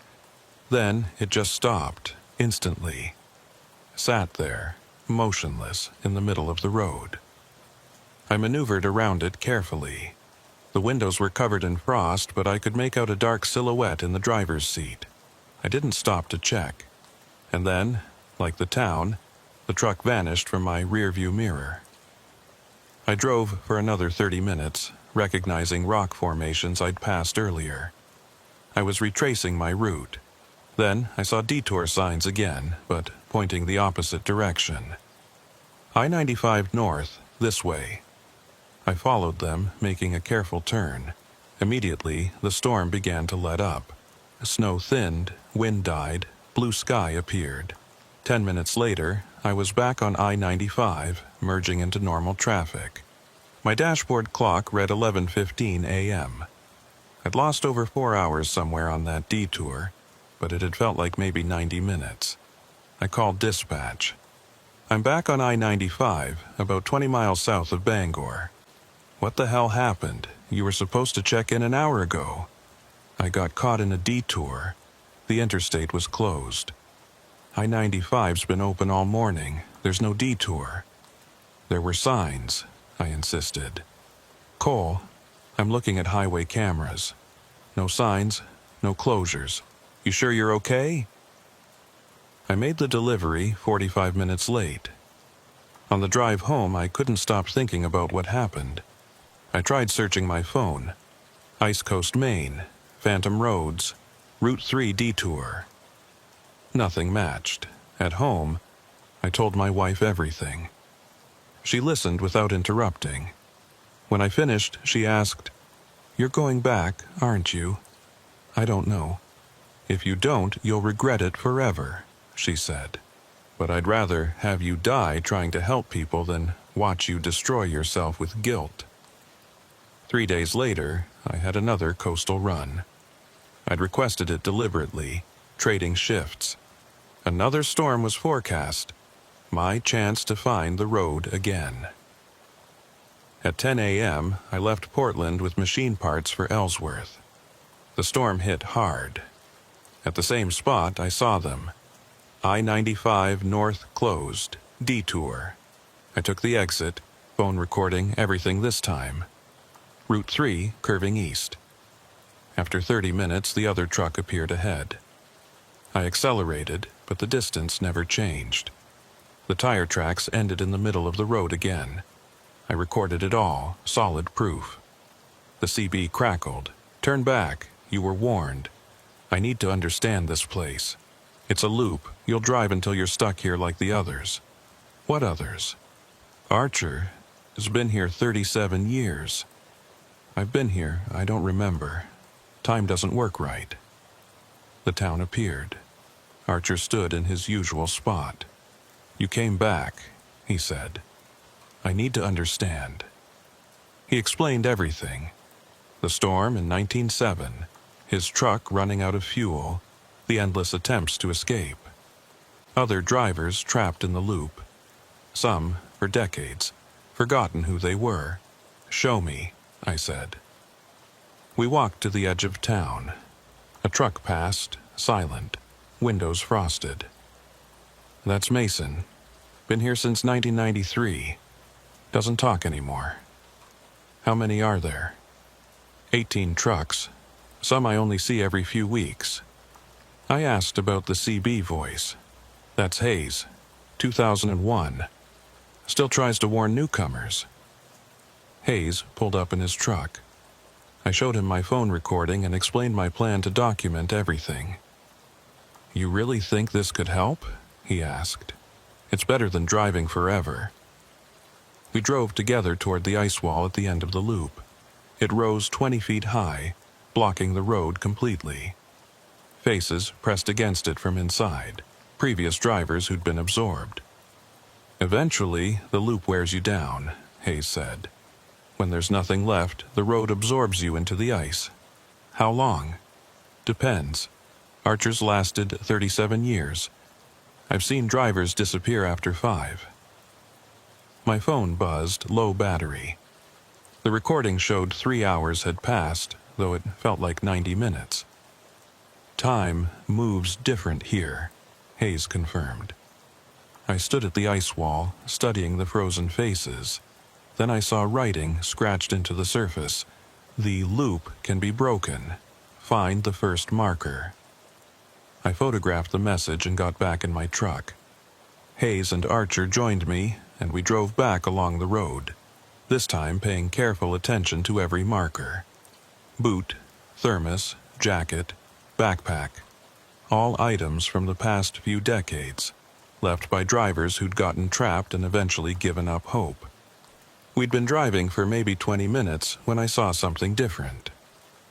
It was off to the side of the road, partially hidden by snow-covered brush. At first I thought it was just another rock formation, but as I got closer I realized it was deliberately constructed.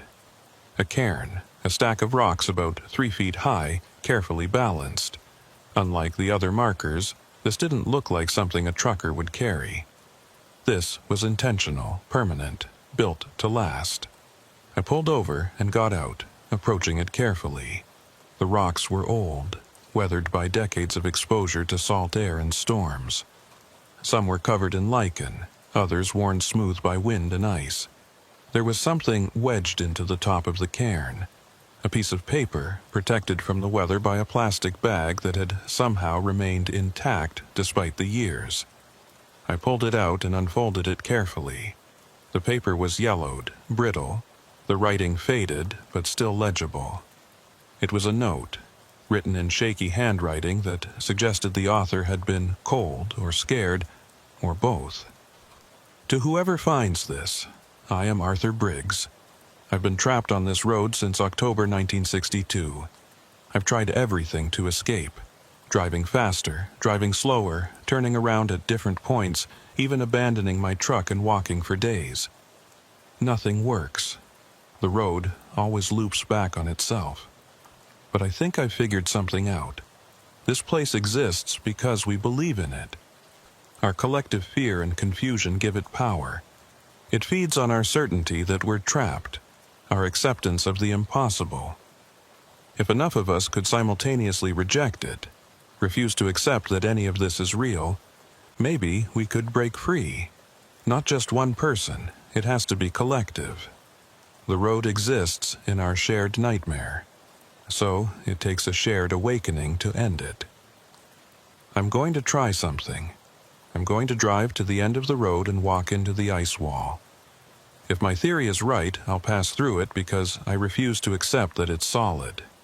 If I'm wrong, well, I'll join the others already frozen there. If you're reading this, I failed. But maybe you can succeed where I couldn't.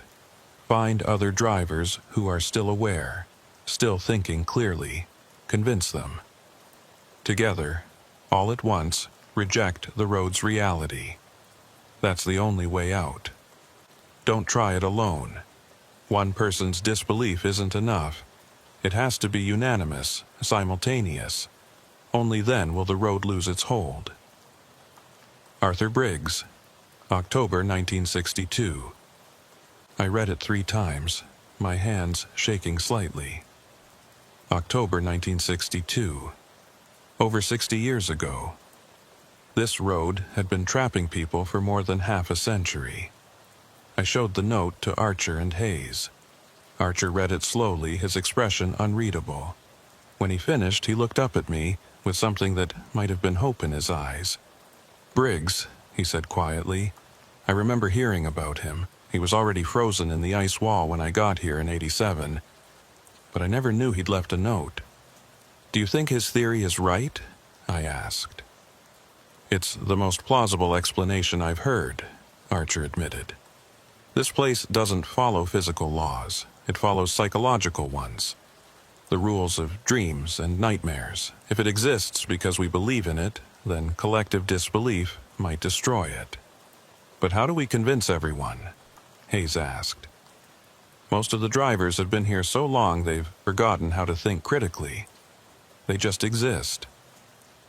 "We start with the ones who are still aware," I said. "You, me, Archer, Mason, if we can reach him. That's 4. Maybe there are others." We drove back to the ice wall, and Archer started calling on the CB radio, broadcasting to anyone who could hear. Slowly, trucks began appearing.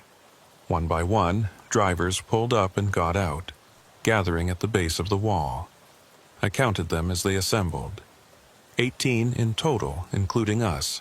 Some looked present and aware. Others had that hollow, distant look that suggested they were only partially there, their minds worn down by endless repetition. But they were here. That was something. "I figured out what Briggs meant," Archer said, addressing the group. "The first marker isn't an object. It's a moment. The first time someone realized they were trapped. Time doesn't move forward here. It loops, just like the road. Every circuit, we relive the same moments, the same realizations. The road sustains itself by feeding on that moment of horror when you understand you're caught." "So, how do we stop it?" one of the drivers asked. "We stop feeling that fear," I explained. "We accept what's happened and let it go. Remove the emotional fuel the road feeds on, and we do it together, all at once. Collective acceptance, collective release." I could see doubt on their faces. Some of them had been trapped here for decades. How could they just let go of that fear, that desperation? "I know it sounds impossible," I said, "but think about it. What's the alternative? Keep driving this loop forever until we fade away completely? Or try something different, something that might actually work?" Slowly, one by one, they nodded. "We walk into the wall," Archer explained. "All at once. We really believe it's not real, just a construct of our fear." "And if he was wrong?" Mason asked. "We become part of the wall, but is that worse than driving the loop forever?" We stood in a line, holding hands. 18 drivers plus me, all facing the wall together. I started all my recording devices, making sure each one had a clear view. If this worked, there would be proof. If we failed, maybe someone would find the footage. "Remember," Archer said, "we're not fighting the wall. We're accepting it. Accepting that we got lost, that we've been trapped, that this might be how it ends. In that acceptance, we let go of the fear." "On 3, I said, squeezing the hands I held. 1. I could feel doubt creeping in from the others, their grip tightening. The wall seemed to grow larger, more solid. I pushed back against that doubt. This place exists because we believe in it. 2. I focused on acceptance. I'd gotten lost on a detour. I'd made choices that led me here. I wasn't trying to deny any of it. I was simply accepting it, releasing my attachment to what might have been. The fear drained away, replaced by a strange calm. 3! We ran forward together, hands linked, our voices rising in a collective shout that echoed off the ice. I could feel the others beside me, their presence solid and real. The wall rushed toward us. In the final instant before impact, I saw my reflection in the ice. Not afraid, but determined. Then we hit the wall. For a split second, I felt cold resistance. Then I remembered, this isn't real. I am driving on a normal road. The ice wall doesn't exist. Suddenly, I was through. I stumbled forward, alone. The others were gone. I turned back. The ice wall was solid now. Through it, I could vaguely see figures frozen in place. Archer, Hayes, Mason, and the others. They'd failed. I'd succeeded and left them behind. Or had I? I looked around. Still on the road. Still in the storm. Nothing changed except I was on the wrong side of the wall. I walked forward. 10 minutes later, I saw the town, but different. Decayed, windows broken, truly abandoned. No Archer. Then I saw my truck, engine running where I'd left it. I climbed in and drove. 20 minutes later, I-95 south, 2 miles. Real signs. I merged onto the interstate. Normal traffic. I'd escaped. I called dispatch. It's Cole. I'm on I-95 heading south. Cole? We've had you listed as missing for 3 days. Where have you been? 3 days. My phone showed February 19th. I'd left on the 16th. I made the delivery 3 days late. Multiple truckers were reported missing in the nor'easter. Worst coastal storm in a decade. How many others were trapped on that road right now? My phone recording had stopped. The video folder was empty, no footage of anything. And Briggs' note. When I unfolded it, the paper was blank. No proof. I'd look crazy if I told anyone. So I didn't. I went back to work, tried to forget, but I couldn't. 2 weeks passed. I tried returning to normal, but nothing felt right. I'd wake up convinced I was still on that road. My wife noticed, but stopped asking when I couldn't explain. Late at night, I searched online, found deleted forum posts from 2003, a trucker named Dale Morrison describing 6 days trapped on an ice coast road. The post was deleted, the user vanished. 2 other similar accounts, both deleted, both users gone.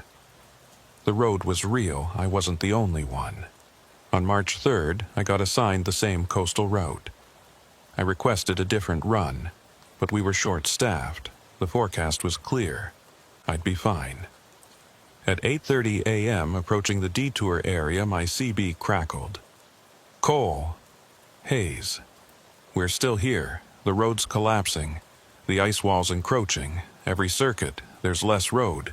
Eventually, nothing but wall. Can you escape? We've tried. Doesn't work for us. I think you took something when you passed through. Without it, the whole thing's falling apart. Guilt flooded through me. I'm sorry. Don't. You got out, but tell people. We're going into the ice soon. If enough people know, maybe it saves others. No one believes me. I have no proof. Then come back, document everything before it's too late. If I come back, I might not leave. Probably not, but you'd be helping us. Maybe if we all go into the ice together as witnesses, the road will finally be destroyed. I thought about it all day. That night, I told my wife everything. You're going back, aren't you? She said. I don't know. If you don't, you'll regret it forever. But I'd rather have you die helping people than watch guilt destroy you. We held each other. Then I started preparing. Supplies, fuel, batteries, multiple recording devices with cloud backup. The forecast showed another nor'easter on March 8th. My window. My wife wanted to come. I refused. This was something I had to do alone. We both knew it was likely goodbye. On March 8th, I kissed her one last time and headed north. The storm was building. At the exact spot, the signs appeared. I-95 north, closed, detour. I took the exit. This time, I knew what I was getting into. This time, I was choosing it. The road looked exactly as I remembered. After 30 minutes, I saw the trucks. Mason's silent rig, then Hayes. "You came back," Hayes said. "I'm documenting everything. If I can't escape, at least there'll be proof." We drove together to the ice wall. Archer sat beside me and Hayes followed in his own truck. The town appeared briefly. The abandoned version, windows broken, truly empty. And then we were back on the open road. The markers started appearing, first sporadically, then with increasing frequency. A boot sitting upright in the snow, a thermos lying on its side, frost coating the metal, a jacket hanging from a tree branch, swaying slightly in the wind even though there was no breeze. I slowed down, examining each one. They were all trucker items, things a driver might carry, and they were all weathered, faded, like they'd been sitting there for years. "They left these behind," Archer said quietly. "Breadcrumbs, hoping someone would follow them out. But the trail always leads to the same place." We passed a backpack sitting on a mile marker post. I stopped and got out to examine it. Inside were personal items, a wallet with a driver's license expired in '98, a family photo showing a man with a wife and 2 young children, a trucking logbook with entries that cut off abruptly mid-sentence. The name on the license was Derek Mason. "He's still here," Archer said, "driving the loop. Doesn't remember who he was anymore." I put the backpack back carefully, feeling like I was disturbing a grave. We continued on, and the markers became more frequent. Every 100 yards, then every 50, then every 20. They formed a trail leading deeper into whatever this place was. Then I saw it. The ice wall stretching across the road, completely blocking the way forward. It was massive, maybe 20 feet high, the surface rough and irregular. Formations like frozen waves covered it, and the ice had a strange blue-white glow that seemed to come from within. I parked and we got out. Hayes pulled up behind us moments later. "This is it," Archer said. "The end of the road. Literally." I walked up to the wall, my breath forming clouds in the frigid air. Up close I could see things frozen inside the ice. Shapes, objects, and faces. At least 15 of them, all wearing expressions of confusion or fear. Their eyes were open, staring out at nothing. "Previous drivers," Hayes said, joining me. "The ones who have been here so long they became part of the road itself." I stared at the nearest face. A man, maybe 40, with frost forming patterns across his skin. His mouth was open slightly, as if he'd been trying to say something when the ice claimed him. "How long?" I asked. "Depends on the person," Hayes replied. "Archers lasted 37 years. Some disappear after 5 or 6. It's about resistance, how long you can hold on to who you are." I noticed something scratched into the ice near the base of the wall. Letters carved deep into the surface. I knelt down to read them. "The loop can be broken. Find the first marker." "What does that mean?" I asked. Archer crouched beside me, running his finger over the letters. "I don't know, but someone went to a lot of trouble to leave this message." "The first marker," I said. "Not the first chronologically, but the first in sequence. The original." I thought about all the items we'd passed. The boot, the thermos, the jacket, the backpack. They were all relatively recent, placed within the last few decades based on their condition. But what if there was something older, something from when this road first began trapping people? "We need to find it," I said, standing up. "Whatever it is, it might tell us how to break the loop." We formed a line, 18 drivers plus me. All my recording devices were running. 1. Doubt crept in. 2. I wasn't trying to deny the wall. I was accepting it. Accepting I'd gotten lost, gotten trapped. This might be the end. And in that acceptance, the fear released. 3. We walked into the ice. Everything went white. I woke in my truck on I-95, engine running. 2:34 p.m., March 8th. Less than 7 hours since I'd left. The storm was over. Sun breaking through clouds. Everything normal. I checked my recordings. Hours of footage. The detour, the loop, the other drivers, the ice wall. Everything captured. Dozens of messages on my phone. I called my wife. "I'm okay. I'm heading home. I think we broke the road." At home, I uploaded everything to multiple cloud services, made backups. Then I watched the footage. My blood ran cold. It showed me driving through a storm, taking a detour, following an empty road. But no other trucks, no towns, no ice wall. Just me alone, driving in circles before falling asleep. No evidence, just a man having what looked like a breakdown. But on the last camera, the dashboard one, in the final moments, there were 18 faint figures holding hands. Translucent, like ghosts. They walked into the wall and passed through. Into normal daylight, normal roads, freedom. The last figure was me, looking back at the wall, smiling. I still have that footage. Most dismiss it as compression artifacts, but I know what happened. Sometimes, late at night, I get calls on my CB, Hayes, Archer, the others. They thank me for coming back, for helping them escape. Then the signal cuts out. I don't drive coastal routes anymore. Moved to inland deliveries. My wife understands, but I keep those recordings backed up everywhere. Instructions that if I disappear, someone should investigate, because I have a feeling our work wasn't complete. The road might still be there, reformed, waiting, and next time there might not be anyone who knows how to break free.